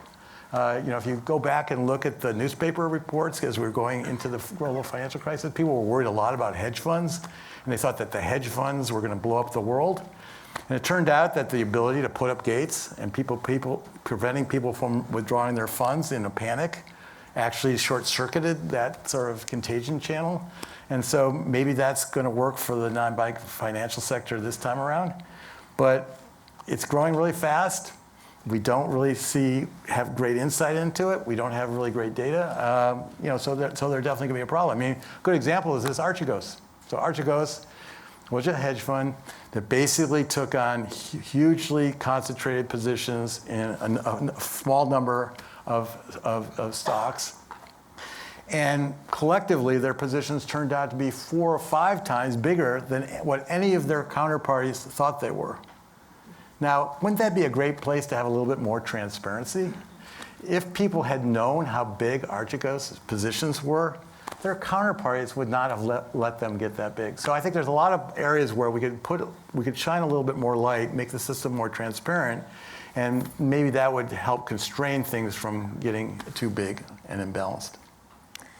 So another issue that's been getting a lot of attention recently, and maybe you can kind of give us the economic case for it, is protectionism and tariffs. Been getting a lot of attention. So kind of give us, we're here in the fund, Nobel winning prize economists to come from here. What's the economic case against tariffs? Well, economists don't agree on a lot of things, but the one thing they do agree on is tariffs. There was a poll from the Booth School. I was talking to Neil Kashyap, and he pointed out this poll from the Booth School, and it turned out that 95% of economists agreed that if you increase tariffs in the U.S. by 10% and put a 60% tariffs on China, this would really be a bad thing, and consumers would bear the cost of this in terms of higher inflation. Now, what's interesting, so the economists are agreed. So this is sort of like gospel. But when you actually talk to voters, you get a very different response. There was a poll by Reuters and Ipsos in the U.S. In September, and it turned out that 56% of U.S. voters support higher tariffs. And so the interesting question is, why is there this disconnect? And I think the main reason why there's this disconnect is that tariffs are complicated. The full effect of tariffs is not increasing the tariff and generating a manufacturing job. You can do that, and the cost of generating that manufacturing job turns out to be very expensive. For this, when steel tariffs were raised, it cost about $650,000 per job per year. So it's very expensive. But what people don't really fully appreciate is the second and third round effects. That the business that was using a foreign imported good as an input, that input is now much more expensive. So that firm is going to have to raise their prices, or they're going to have to try to switch their inputs to another provider. And that's all going to generate a lot of friction and cost in the system. They also don't recognize that at the end of the day, where are you going to end up? You're going to end up producing stuff where you don't have as much of a comparative advantage, rather than producing stuff where you did have a comparative advantage. So everything is going to be slightly more inefficient. So there's the second and third round effects that are really, really important. And I haven't even talked about foreign retaliation. You know, it's not the idea. It's not as if we just do something in the United States and everybody else says, "Oh, that's fine." We saw last time when tariffs went up in the U.S. that there was retaliation by foreign countries. So, end of the day, you end up in a worse place. You might be able to generate a few more manufacturing jobs, but the price of doing that will turn out to be very, very expensive. And during that transition path, you'll have higher inflation, you'll have lower productivity growth, and you'll have a lot of additional stress on the economy. So, you know, I'm with the other 94.99% of economists. I think protectionism is not a good thing. I mean, look, there are some special cases. You know, national security. You know, think about rare earth imports into the United States, mostly come from China. And so you can sort of imagine that putting something in place to make sure that, you know, we're not completely dependent on China for rare earth imports. You can think about it also for when you have a new industry, and if you don't have some protection, you're never going to learn how to do it at scale. And so you're just not going to have the ability to be competitive in that market. But those are the exceptions rather than the rule. So generally, you know, protectionism doesn't lead to good outcomes. Well, I think one of the questions we're still trying to answer is why voters don't always vote in their self-interest. But that's a whole nother conversation and panel. So maybe we'll leave that one there. That's for the political science panel. Yeah, we'll leave that one there. Okay, of course we have to ask you about interest rate cuts. BWC hosted an event in Singapore a couple of weeks prior to the Fed's last monetary policy meeting. Bill correctly called the 50 basis point cut. So I guess, Bill, kind of what's been the reaction to that? Has the Fed kind of seen what they were hoping for? Is it too early to tell? What do you think going into year-end meetings? Well, I mean, I think the Fed is very, very pleased about how it's going because they've made a lot of progress on inflation, and the economy is still holding up quite well. So the prospect for a soft landing have gone up significantly over the last 6 to 12 months. I was definitely a person that thought there was going to be a hard landing. And my logic, I thought, was impeccable. Federal Reserve is going to be late to raise interest rates. Check. And because they were late to raise interest rates, they were going to have to raise interest rates a lot. Check. Because they raised interest rates a lot, monetary policy is going to have to be tight. Check. Unemployment rate was going to have to rise significantly. Check. But no hard landing. So it just shows you that economic forecasting is really difficult. So, you know, basically what happened is the Federal Reserve was helped by a couple things. One, they retained their credibility in terms of getting inflation back down to 2%. And so that actually made the job a lot easier. If inflation expectations had truly become unanchored, it would have been a lot more difficult. And the second thing they benefited from was there was a huge increase in the labor force caused by the surge of immigration into the U.S. So a lot of people in the U.S. are complaining about the surge of immigration, but it actually led to a little bit more elasticity in the U.S. labor market. And so we had a big increase in the labor force, and so the unemployment rate went up. But the unemployment rate signal going up, which usually is a very strong signal of an impending recession, has not been that reliable signal this time. So it just tells you that each time is a bit different. I think the Fed is trying to navigate a set of economic news that goes hot and then cold.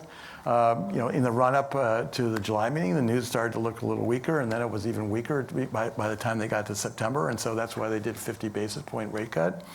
Since the September meeting, no, the news has turned in the other direction. The economy looks stronger, inflation's a little bit stickier. And so, the market has changed their view of what the terminal, how fast the Fed's going to go and how far they're going to go. And the reality is the Fed doesn't know where they're going to go. So they're basically looking out the window to seeing how the economy is performing. If the data is stronger, they'll do a little bit less. They'll go more slowly. If the data is weaker, they'll go a little faster, and they'll do a little bit more. And the inflation news obviously influences that as well.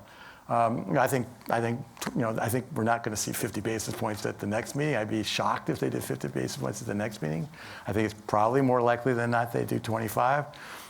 But after that, depends on the outlook, and that outlook is going to change. I mean, if you look at the Fed's famous summary of economic projections that they publish every quarter, and take a look at how accurate they are, looking out a year, they're not very accurate at all. And it's not a knock on the Fed.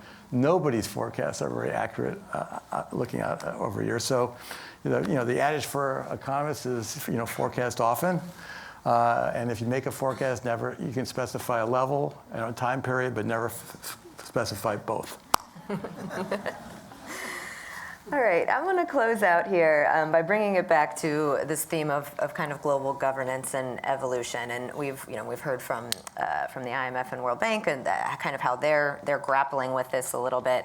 But I want to ask you about sort of another important multilateral institution that we've referenced here today, the BIS and the FSB. What is your view on how effective those institutions are and how fit for purpose those two institutions are in sort of meeting these modern global challenges? So I think both the BIS and the FSB have done a really good job when a problem has been identified, that the G20 says, this is a problem and we want you to fix it. And then they have the mandate to go forward and fix it, and they have a lot of support. So the examples I used before, the transition of LIBOR to secured overnight funding rate and other, repo rates in other countries, the central clearing of overseas derivatives. But it's harder when it's a perspective issue, because, as I said earlier, the BIS and the FSB can only do things by consensus. They don't. It's not a. They're not. They don't have quite the same governance model as the IMF and the World Bank, and so it's harder to get things done in a perspective.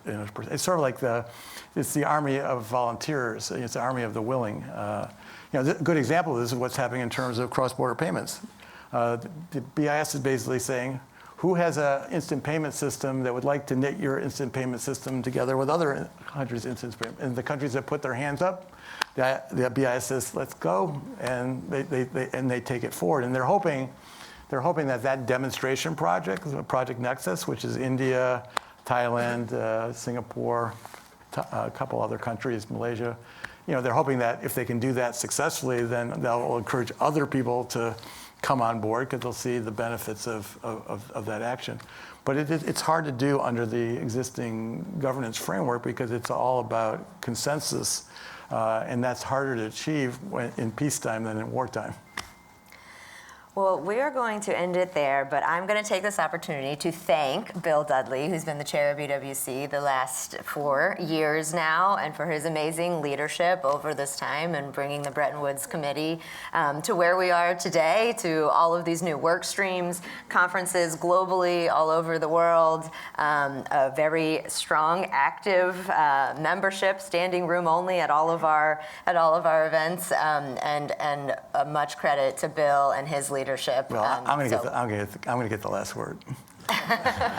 There is no way any of this would happen without Emily Slater and the Secretary. No. So join me in thanking Bill for pinch hitting today. It's great to have him on our bench. So thank you, Bill.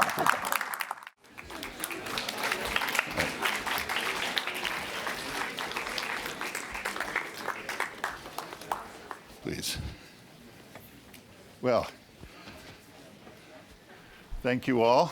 We're ready for I guess we'll call this the penultimate act of the annual meetings, after the ultimate being the reception afterwards. We're going to have a little panel discussion here about the Bretton Woods Institution, what they're doing, where they ought to be going.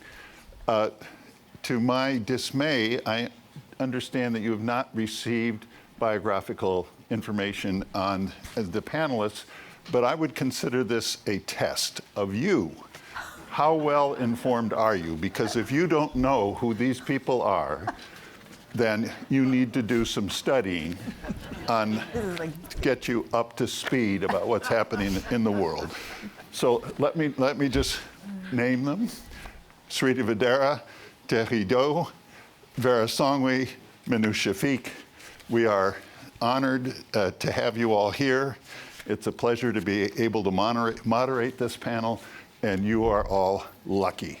So, thank you. Away we go. Now, this panel provides an opportunity to hear from a group that is extremely well informed about the work of the Bretton Woods institutions, but they also benefit from some outside perspective on the work of these institutions. So I'm going to start by asking, with regard to the existing operations of these institutions, what do you think that they do best, and what do you think they need to work on most? So, Shriti, let me start with you, if that's a fair question. Thank you. And just want to say to the audience, none of you need to know me, so it's absolutely fine. I would say that the organizations have, actually been at the forefront and the standard bearers of this incredibly unfashionable word globalization that halved global poverty. So they have a lot to be proud of, and we shouldn't say that. We shouldn't be worrying about that. And by the way, some of us might remember having to get through to sessions like this through protesting crowds demanding abolition. So we're doing really well not to have to do that. And if they didn't exist, we would be having this discussion would be about inventing them. And you saw from the energy and of the two leaders something really quite extraordinary that hasn't happened in a long time, that these leaders coinciding. So I think that they're making a lot of difference. My real concern is that it's about the change that we're seeing in the world.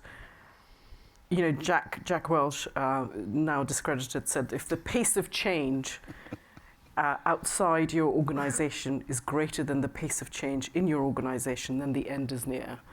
Now, I don't think their end is near, but if you look at geopolitical issues, conflict, populism, nationalism, protectionism, demographic change, jobs, as Ajay was so eloquent about, climate change, AI, indebtedness, they're not waiting for these institutions. They are going through a lot of change, but we have to ask whether the pace and the scale of ambition of that change is sufficient to that challenge. And for me, that is the big issue. There are 4 or 5 buckets. I know that we'll come on to them. The first is the mandate and the objectives. Actually, I think they've been very agile. They follow world trends very well, sometimes rather too well, and have mission creep, but they do it well. The second is governance. It's very arcane. Some of it is in 1944. And I don't mean the whole debate about representation versus control. I think that's a very old-fashioned way of looking at governance. Governance is about accountability. Can you hold their performance and their outcomes to account? Not sure. That is quite where it's at today. We then have the ways they operate, their toolkit, their efficiency, their sort of effectiveness. They have control over that a lot more than the shareholders would suggest. And then, of course, resources. And I come to that last because I think that their balance sheet could be used more efficiently. You can't, just 1% change in the equity loan ratio that the World Bank announced this week, and they've released 30 billion. There is a lot more that can be done, frankly, with their resources. So I would say that it's a mixed bag. Great, thanks. Minouche, you want to? Yes. Would you feel free to add to that question? So very much a little bit in the same vein. I mean, I think what these institutions do really remarkably is there is this magic of leverage.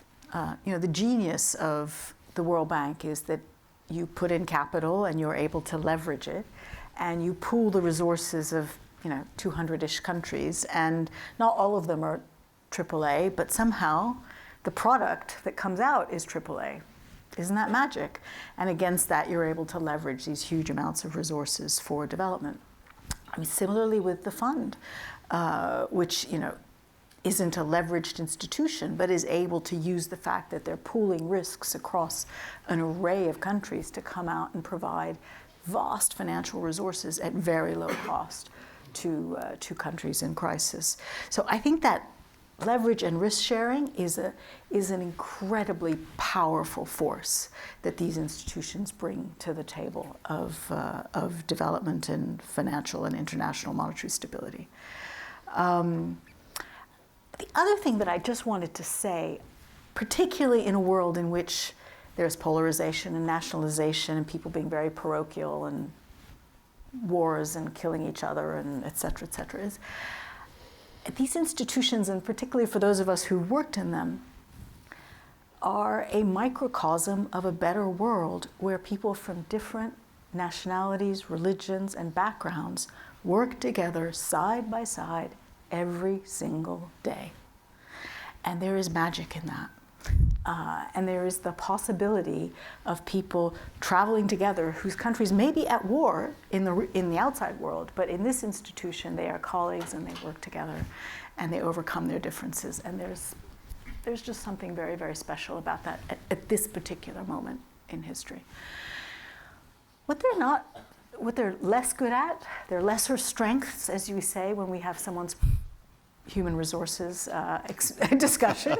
Here are your strengths and here are your lesser strengths. Their lesser strengths are, they're only as good as their shareholders. When their shareholders are very divided, they get stuck. And there are many issues at the moment where, whether it's governance reform, whether it's debt restructuring, and these are big, big issues, where the institutions are unable to make progress because their shareholders are divided. And I think that is a particular challenge now, but one likely to persist in an era where geopolitics is just very, very fractious. Mm-hmm. Thanks. Now, let me narrow this a little bit.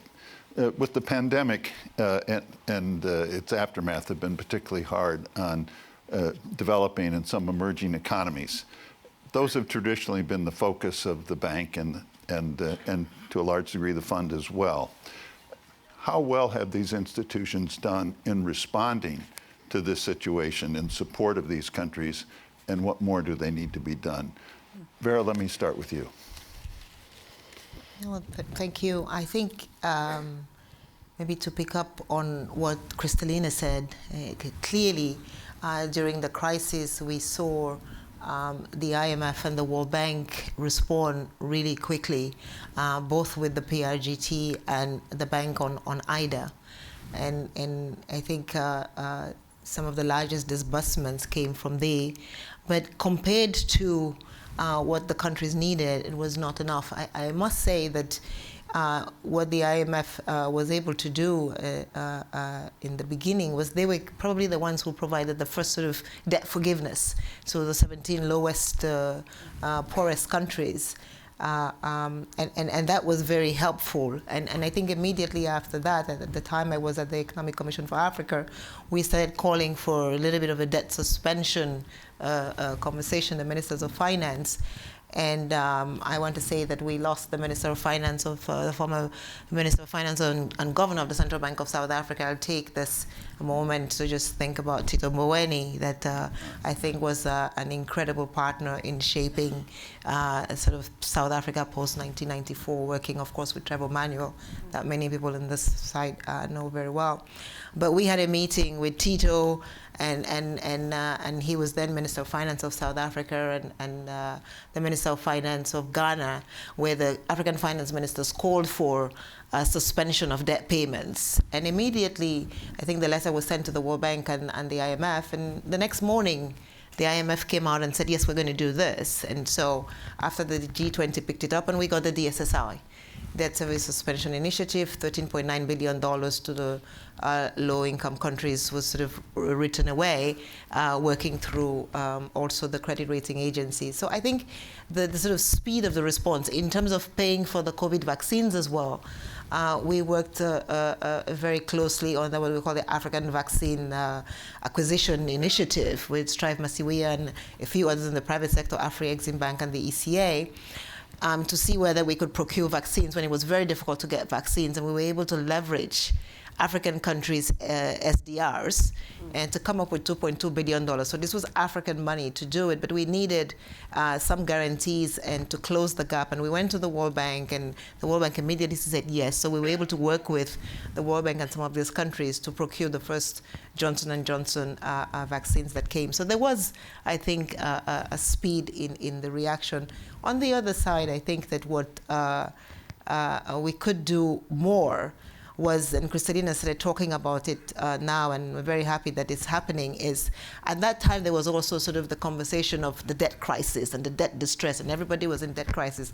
And I always say that every time that somebody from this building said debt crisis, the spreads on the African markets just went high, and they continued to go higher. And so Africa had debt service payments of $199 billion, and of course, it became quite difficult. And what we kept saying was there's a series of countries that got into the crisis growing at 4%, 5%, 6%. So they had some good, robust, and some of them 8%.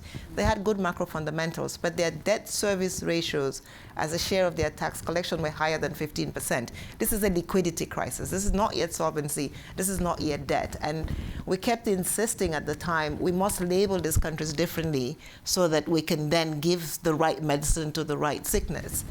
And I think I'm very happy today. I heard, Kristalina really now pushing this concept of, the liquidity problem, because we have today about 25 countries, low and middle income countries, in this liquidity trap where debt service ratios, because they had moved to private sector debt, and so this was sort of inflation, interest rate adjusted debt, floating interest rates. With the rise in interest rates in the United States, they woke up one morning, sub-Saharan Africa, $65 billion in debt. And essentially, we've all heard about, debt services are higher than the expenditure in health and education and infrastructure.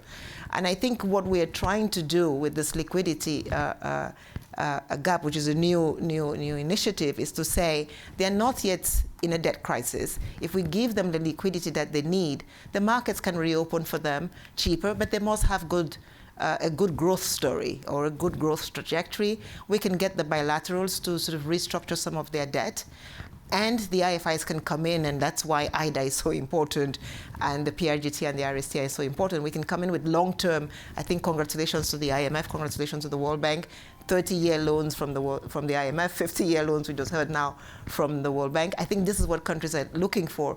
If this new growth story is climate, it's going to take a long time for us to transition out of it. We need cheaper, longer resources, and I think moving to that is what we're now expecting to happen. Mm-hmm. Thierry, is there anything you'd like to add from that perspective? Yes, perhaps less from the emergency response to the crisis, but the aftermath with the interest rate rising and spread rising, and the fact that they were facing quite a lot of debt, and the response that was given to a number of countries. I think the thing that was done very well was the World Bank and IMF working together. Yeah. And not thinking just how do you recover fiscal space, but also thinking about long-term investment in the economy to support growth, to have some impact. Because before it used to be the IMF comes and you open your vein and you wait to die, and then you may recover later.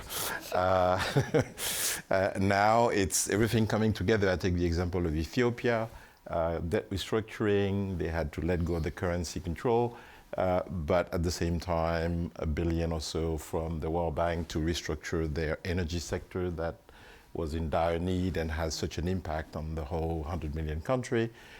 And so thinking both of these sides together, I think that is something that is fairly new and very, very, very powerful and very useful. And as an institution that partner with them as a private investor, we've also seen that they understood that they were not alone. So, words like mobilization of private sector, risk mitigation to scale up private sector investment in this whole equation, it's becoming more normal, and it's really helpful because they actually, in these restructuring things, consult with private sector in terms of what projects could be more impactful, what should we not kill. We know not everything is affordable, so we having more comprehensive discussions about the future of those economies versus sort of giving you the big vaccine first and then wait for you to die and then you recover later. And so I think it's a lot better, and with the involvement of private sector. I mean, what I always regret is speed. Ajay said it. Speed, speed, speed. Can we have more speed and more scale? And that's... Yeah, but you're saying that this, from a private sector point of view, the trend has been positive. Yeah, I mean, if I compare with 10 years ago, I wouldn't be saying the same thing, for sure. I would be totally desperate and saying, God, what do we do with these institutions? So really, there's been a fundamental change in the approach. Oh, interesting. Now, Shriti, you are the co-chair of the World Bank's Investor Lab that we heard just heard the Ajay Banga talked about. Yeah. How's progress? How's this all going to work? What do you think is feasible, and what do you think is practical? So I do think I would agree with Thierry that there has been a change, and I would like to say that Ajay and his management team have been drivers of that change, and they should be commended for that. And that's fantastic. We started with the lower hanging fruit, guarantees, and he talked about that. That's troubled. Simplification is the key, because it is really otherwise impossible for the private sector to navigate the World Bank. It is just this humongous beast and bureaucracy, and you can't get yourself through it. So they are working on simplification, but 16 months to project approval is a long time, and a lot of money for the private sector just to be waiting for a decision. So it's important that we know ex ante what is going to be available, what is the chances of it being approved. So they're working on that, and that's interesting. The FX thing, I know that Ajay is finding that difficult and struggling with it, but what I feel has been a change in the World Bank is that they are taking domestic financial institutions seriously, much more seriously than they used to, and that is really important. And of course, yes, it takes a long time to create domestic capital markets, but if you don't start today, they're definitely not going to happen. So that has worked really well. The other change that they're thinking about, which is a mindset shift as well, it's a debt institution, but we're asking them to look at equity in essence, first loss or whatever, junior capital. And that is problematic for them, and for one reason, they measure themselves by how much they lend, not how much they mobilize from the private sector. So if you change that mindset, even though equity is more expensive, it could mobilize more private sector resources. So again, it needs to be about what are you measuring? What is your outcome? What is the performance about? For me, the single most important thing, it is my equivalent of the Holy Grail, is around creating an asset class, which you heard Ajay talk about today. And that is because, simply put, there is enormous amounts of wishful thinking about the level of private resource that can be mobilized for climate change and other global public goods. These institutions have a responsibility to their depositors and their pensioners and everybody else. They can't just put their money in. This mobilization is not going to happen unless it is in a tradable, liquid instrument. And we are talking about now not the banks that regularly work with the World Bank. We're talking about the big institutional investors that have the deepest pools of capital, who simply do not play with the World Bank, not in this space at all. And what they need is a tradable, rated, easy instrument that we need to find ways of creating. That is all about scale. It can't be tailored and bespoke. I've never seen so much tailoring and bespoking in really. It can't be tailored and bespoke. It has to be standardized and replicable.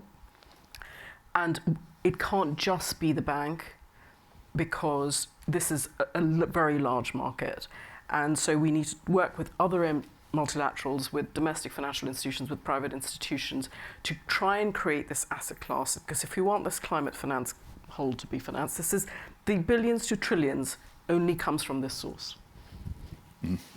Well, Vera, you've done a lot of work on thinking about how these institutions can deal with among other things, with global public goods, but especially with climate change.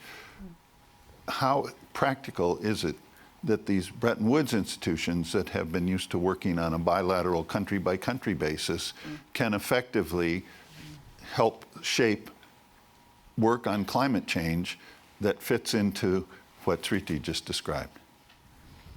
I think, let me maybe give an example of what is happening in India today. India is now part of the Emerging Market Bond Index. And so essentially, when we talk about capital, we have sort of active capital and sort of non-active sort of capital. And because India has just gotten into the EMBI, India is getting $100 billion of investment just flow, because it's a standardized asset class. You know, it is okay. The governor of the central bank now has to worry about appreciation of the Indian rupee, but this is what standardization does. Because of the capital we talk about that exists, a lot of this dormant sort of non-active capital is waiting for somebody to package something nicely, and so that they can just buy it. I say this because the liquidity and sustainability facility that I'm working with, we have just created a new Africa index. And the idea is that hopefully in the next 4 or 5 years, we can standardize an asset class also for Africa. So this is possible and it's doable. And the facility is called the Liquidity and Sustainability Facility because of the sustainability part. But the sustainability part is difficult today for many reasons, particularly because the sustainability part itself needs standardization.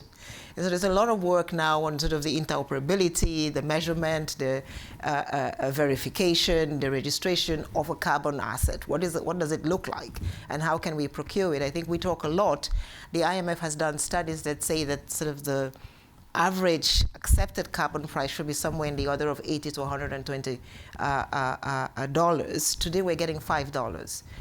The sort of carbon market was seen as another way, including Kristalina talked about the special drawing rights of the SDRs, of providing domestic resource mobilization to many of these economies, particularly many of the emerging markets, the Amazon, of course. If you want the Amazon and the pitfalls of Africa are the two sort of lungs of the world.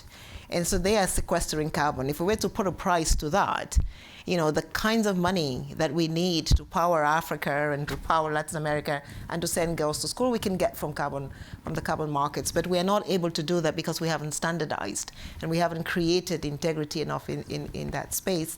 And I think that the work that the RST is doing, the work that the World Bank is doing now with the CCDRs and getting countries to begin to sort of bring together platforms of all of government approaches to climate change, I think is going to be very, very important. We need the advanced economies to agree as when they go to the G20 on interoperable taxonomies. And finally, the last thing, I see Kristalina said 1,000 or 7,000, I can't remember, the number was so large. Trade distorting practices that are happening from the advanced economies. One of them is the Common Border Adjustment Policy, another one is the IRA. All of this behind them are supposed to then deliver technology which will help us with climate. If we do the CBAM and if we do the IRA, then we must in some sense find ways of sharing the technology so that, you know, we can have even faster trade flows and create those jobs that Ajay was talking about. Minouche, go ahead. Well, I'm just going to add a little note of skepticism on this search for standardization, because I used to be the Vice President for Infrastructure at the World Bank and the IFC. So project finance is bespoke because each project looks a little bit different than the last project. And if you think about the markets where we've achieved lots of standardization and securitization and scale, whether it's the treasury market, the best example of all, or the 30-year fixed mortgage rate market in the United States. Those are pretty bog standard pretty bog standard instruments.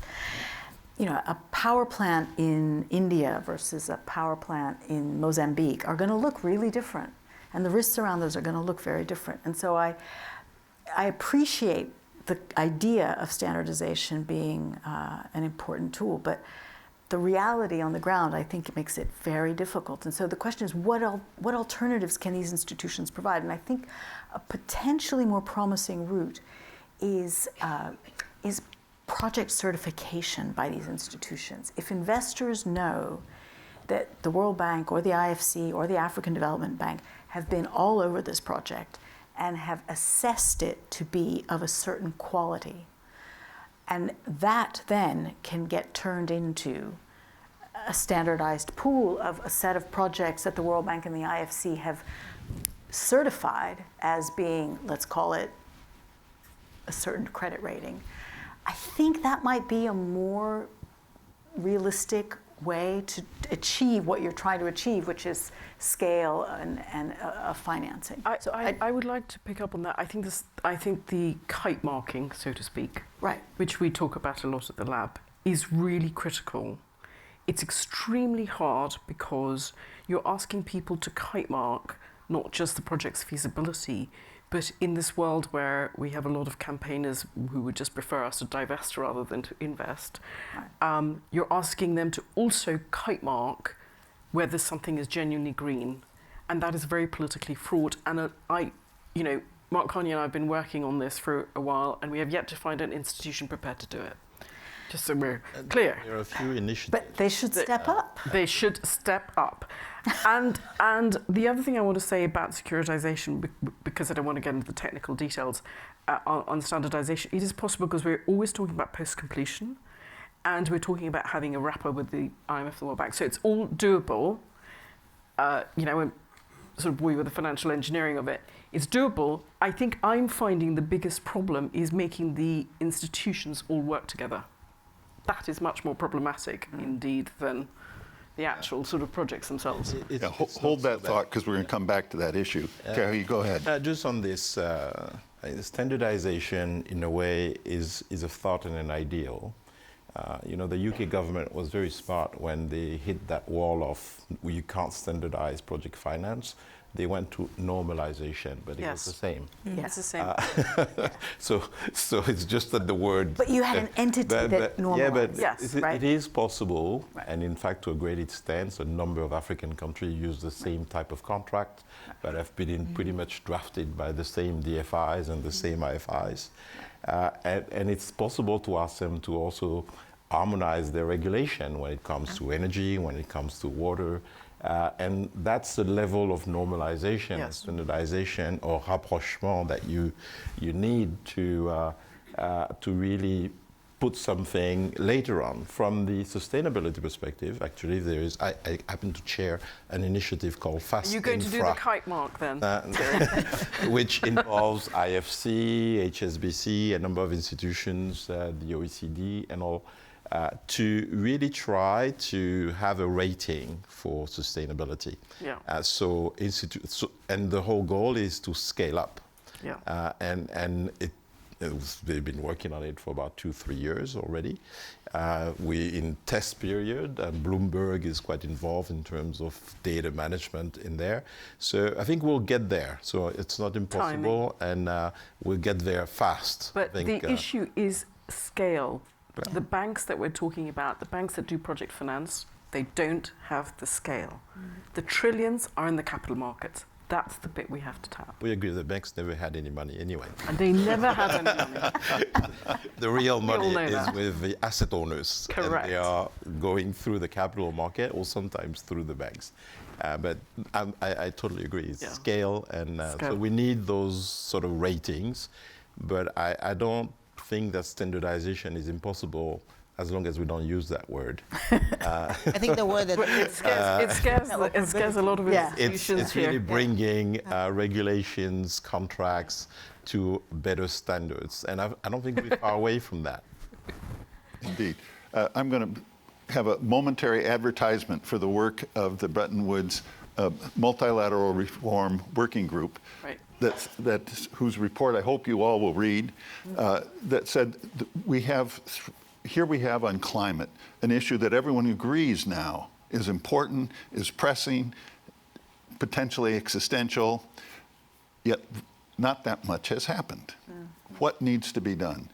We've identified 3 gaps in both the public and the private. A gap in governance, no one's in charge. A gap of implementation, which we've just been talking about here a bit, namely, what instruments would you use if you were going to operate at scale? And third, a gap in accountability. Yeah. If you've invested in this instrument for this end, this positive goal, how do you know that it's accomplishing it? who is going to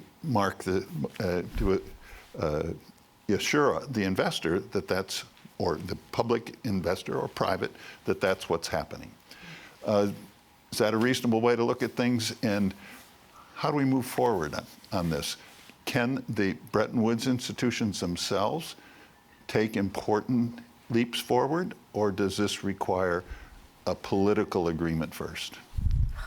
I think they could be supporting governments, because at the end of the day, today climate issues are based on government NDCs. Unfortunately, they're not regional. They are every single government, every single country are their own target in relation to climate, and then they need to execute and deploy along those targets. And that has sectorial consequences in their country that are very different from other countries. So hoping to have a sort of global, so how do we execute climate investment, I think it's a dream. And so those governments need, the governance is important, need to take responsibility. But where the institutions can help is actually sit down with those governments and really have a deployment and an execution plan. Because let's be honest, everybody goes to the COP, and half of the countries that are coming with NDCs, they have actually no idea what that is for in terms of consequences for investment, for regulation, so they all have a plan, but not a feasible plan, or not a plan that can be executed. So it's really going into action, because those plans are there, by the way, where the institutions can actually be helpful with their knowledge, with their financial strength, their ability to do project preparation, their ability to bring people and do policy engagement. It's I'm being very pragmatic about these things. Yes. But Yeah. Minouche, go ahead. I mean, we've made a mess of the climate architecture. There are something like 80 institutions out there that provide climate finance, multilateral and bilateral, that we have created over the last decade to deal with climate finance. And it's a complete mess in terms of the international architecture. And part of that, to be frank, and I guess I could say this, is because under the previous regime, the World Bank didn't step up and provide leadership, because there was some skepticism around climate issues under the previous regime. And the obvious leadership should have come from the World Bank, because it has the scale and the balance sheet that could begin to mobilize the system to do a better job. So we are where we are. I think a mix of what Thierry was saying, which was the pragmatic approach at the national level, but I do think we probably need to start thinking about some slightly more radical solutions. And I think you're right, John, that governance is part of the problem. And for a problem like climate change, maybe we need a different kind of governance structure, not based, like the shareholding of the Bretton Woods institutions, on the size of your economy, but on your role in the climate system and your contributions to the problem and your impact and the degree to which you're affected. And just to drop another idea, maybe we need a global revenue stream.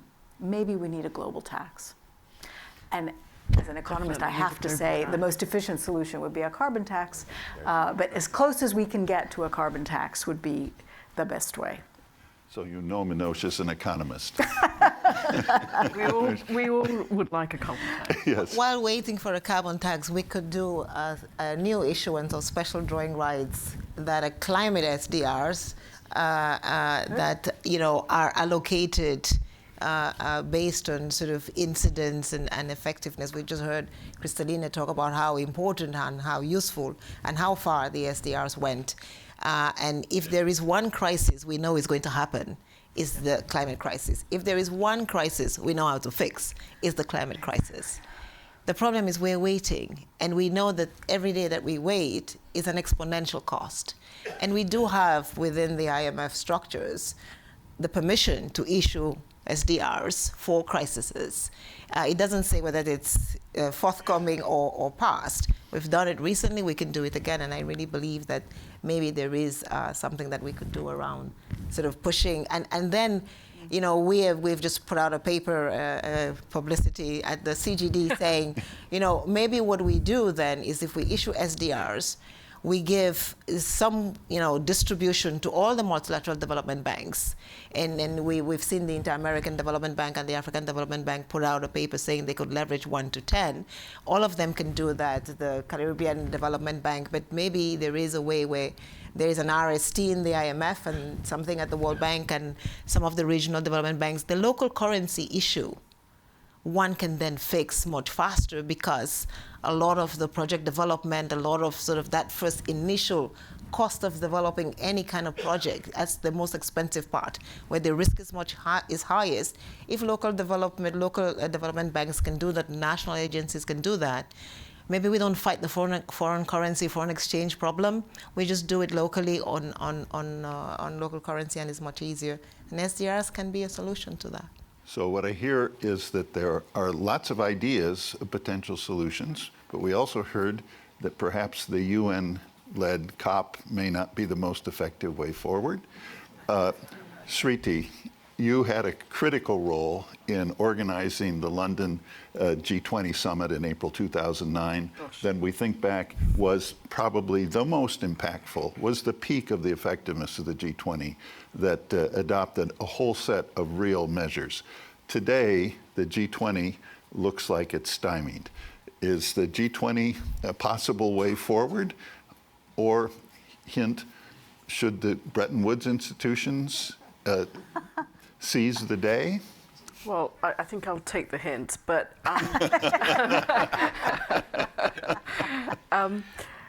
of course, I mean, the point is there are members of the G20 who are sort of at war. I mean, this is not a functioning forum anymore, and we need to find something else. We've got, I don't know how many hundreds descending into Washington for these annual meetings. This is still the place that people come to have conversations where there is still the potential for common ground. So I do think that these organizations can step into this role. And I just want to make, what was the advantage of the G20 in 2009? You're taking me back a long way to a rather traumatic time. But the first was that the leaders recognized that they were looking at, staring into the abyss. They really knew that, and fear does concentrate the mind. And what we have is somehow this sort of slow boiling frog, and maybe that's making it harder to see, although it's not for want of people telling them, and nobody was saying that before the financial crisis. So I think that is important. Secondly, there was one important point of consensus in 2009, which was the recognition around the centrality of trade for prosperity. And, we don't have some equivalent consensus here today, and nobody's mentioned so far the Damocles sword, hanging over us in 2 weeks' time. We won't go there.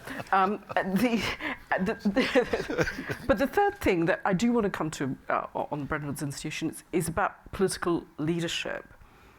I've never seen in a G anything before that or since leaders talking to each other without pre-prepared scripts and country positions.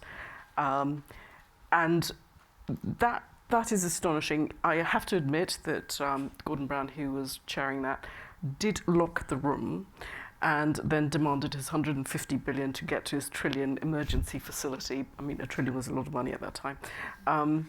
And he just basically said, you're not leaving until I get this funded, and that's it. And the Sherpas were outside drafting something somewhat less ambitious, and the press was baying, and he locked the room, and there it was. And you do need to have, and what was interesting about that $1 trillion emergency facility, which the IMF described as breaking the fall of the global in the global economy, was it was never used because it was a confidence trick, and that teaches us a few things. But it is about political leadership, about leaders who can bestride the intersections of politics and economics and markets and international negotiations and push the boundaries out. And if you look for these leaders, and they're not leading countries, they're not heading countries anymore, then you have to look at Bretton Woods institutions, and if they turn around and sort of say, well, you know, we're not leaders of countries, but they have to ask, if not us, who? Mm-hmm. And that's what I would ask them to do. Yeah, and I would say, back to that period, the reformatting of the IMFC Yeah. to create Yeah. a fora that does exactly what you said. The key leaders sitting around a room, no prepared scripts, confidential, have an open discussion. Actually, I've seen change minds, but perhaps there's a possibility here. But I want to just add one thing that Minouche made a very important point at the start, which was around you're only as good as your shareholders. And I do get that. And I did work for a shareholder for 10 years. So I get it. And I'm not wanting to be naive about it. But when there is a vacuum created by warring shareholders, no consensus, that is a vacuum that there is an opportunity for management to fill. yes, And they can have views that prevail. And not all reforms historically have been written by shareholders. They've all been designed by the institutions themselves. And that is something that's worth remembering. yes. And I remember all the way back to the Latin debt crisis and the role of Jacques de la Rosière to do exactly what you described. Yeah, that's very true. Minouche, you have lots of experience in both of the Bretton Woods institutions, and from your role in DFID, you have a nice overview. From the very first G20 summit in November 2008, the communique said the MDBs should learn to work together. I think every communique, where there's communique, now there's not clear there will be a communique, but the MDBs are supposed to work together. Right. Is this the impossible dream? We heard some nice words about it earlier, but do you think it's going to happen? And if so, why or why not? Yeah, I mean, as long as these institutions have existed, as you said, John, this has been a perennial call. And you know, the joke is, and between the bank and the fund, it's often been said that 19th Street is the widest street in Washington. I think, you know, I think, you know, there have been moments when we've seen leadership, say, of the World Bank of bringing all the MDB leaders together, and I think Ajay today gave several very concrete examples of where he was trying to do that. I think the most promising area is not lots of coordination meetings where we share information and share reports and speak nicely about each other. I think the really important stuff is the stuff around single country strategies, around platforms for co-investment, common ESG standards and safeguard rules, getting our machinery aligned, and from that, cooperation will flow. But at the moment, when you've got completely different rules and systems in each organization, every time anyone tries to work together, they get caught up in the wiring. And of course, the power to enforce that is where? With the shareholders, because they all own the same institutions. And so it seems to me that a serious push by shareholders on alignment of the plumbing and the rules and the internal regulations would go a long way to fostering cooperation. I just want to maybe interject a little bit on the alignment and the. I've been in many field missions, and sometimes, while I agree that working together is important, sometimes countries need sounding boards, and if we have the same documentation sometimes, then the country almost feels trapped, right? And so it's good to get an opinion from the World Bank, and it's good to get an opinion from the IMF, and it's good to get an opinion from the African Development Bank or the Inter-American Development Bank. And I worry sometimes that maybe some of these, all of us just ganging up on the same country, and sometimes the countries feel that way. And so I think as we do, and I was part of the N.K. Singh, Larry Summers, MDBs need to work together. So I fully believe in that. The guarantee platform is an amazing thing. It's so much faster. But I think it will be important maybe 1 year later to get some feedback from countries just about, particularly on the knowledge part. Is, there is always a tendency that, you all sort of, we love the GPI today, and everybody then wants to annoy, and a country says, no, that's not what I want to do. And I think we've seen that a little bit with exchange rate controls and some of those things where some countries said, even though you all want to do it from Washington, we're going to do something different. And 10, 15 years later, we have said, you were right. Yeah. And so I think there has to be a little bit of room for countries, even if we come together, to have other opinions, and maybe creating something for that would be important. Yeah. Always tension. Thierry, you wanted to say. I think it depends on the urgency of the matter. Yes. Because sometimes too many choices and opinions are not very good. But no, I fully agree. I with wanted standardization to say, I mean, first of all, the two institutions that we're talking about, where I think it's really about management on real goals that will make them work together. I have no hope on the shareholders. Let's be serious, because they sometimes, even though they may not be quarreling amongst each other, they're also schizophrenic on one side and the other. So I would think that the institutions can find, I mean, one of the reasons perhaps that they work well together on certain issues today is the managing director has actually been in the other institutions before. So that is helpful. So knows the culture, knows so sometimes it takes human collaboration to actually have institutions to collaborate, and that's important, I think, to continue. But if we broaden this to the rest of the system with the DFIs, and there are also some positive things. I mean, when you think about Africa today, IFC shares due diligence and ESG with all the European DFIs. One of them take the lead, and they don't waste anybody's time. So, and this has been going on for quite a few years. It's been quite efficient. No doing due diligence for every single one. So some things are working, and it may not be enough. As again, speed and scale are my two things. But there are some collaborations that exist today. You know, maybe the African Development Bank will get into that mode as well. They already are, I think, getting it. They are getting in. They're getting there. It's take speed and scale. But you know, the boat is moving in the right direction. So I don't want to shoot them too much about collaboration, because there's already quite a lot going, and it's recent. We're talking 5-10 years, but it's been quite impactful. No, I think we want to separate collaboration on implementation and collaboration on ideas. I think the knowledge part, we must agree that there has to be a room to entertain competition of knowledge. I think competition on implementation, I have no query, and that's why I talked about the guarantees and stuff. But I think on the knowledge, I think given a little bit what is happening, there must be, you know, room for diverse debate to happen. Yeah. And we see that with the... Shriti, that's really important also for them to go outside and look at the peer group, or a peer review of everything. It doesn't just have to come from Washington. Exactly. And they are very closed in how they are, you know, talk about their ideas externally. Yeah. And the proof is with the industrial strategies, right? It's one clear one that's happening in front of our eyes now.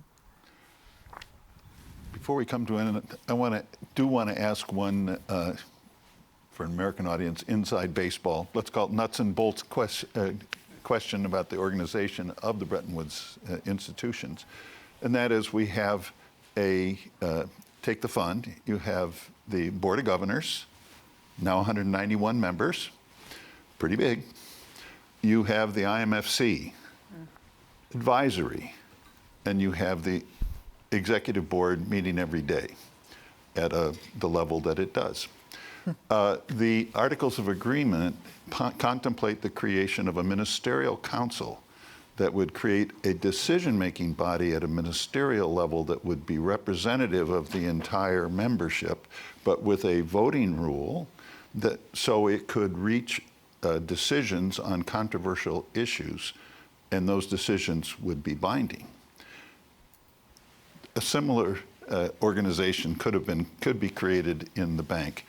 Is something like that necessary to really get politically enforceable decisions on these kind of issues? Does anybody want to take that? You don't have to.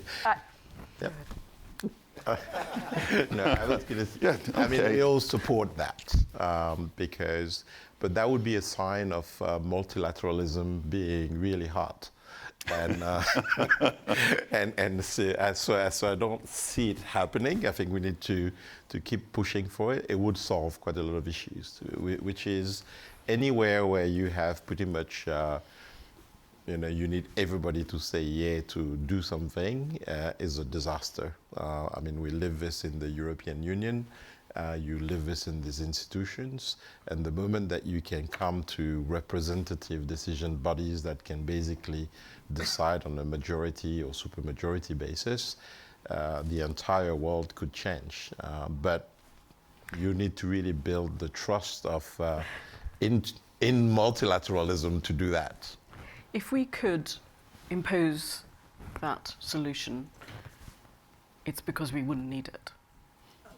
Right? I mean, to have the ability to impose that would mean that the problem. Well, She's less diplomatic than I am. No, well, I would. I think what oh, we sorry, go want ahead. is, in some sense, maybe ministers of finance to be closer to the executive directors so that the sort of transition messages end up being the same, and what we see sometimes is a little bit of a distance between sometimes what the executive boards are saying, and in some sense you impose that solution by locking everybody. Gordon Brown did it by locking everybody in the room and saying, just you the leaders, we need you to talk.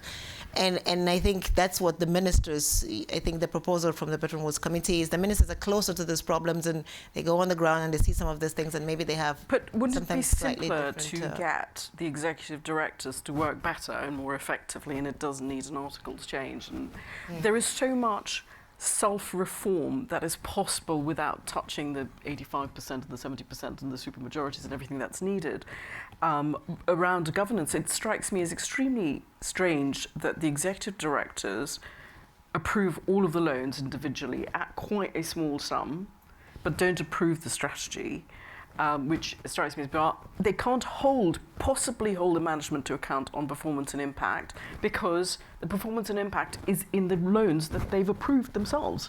So the whole thing is actually quite warped.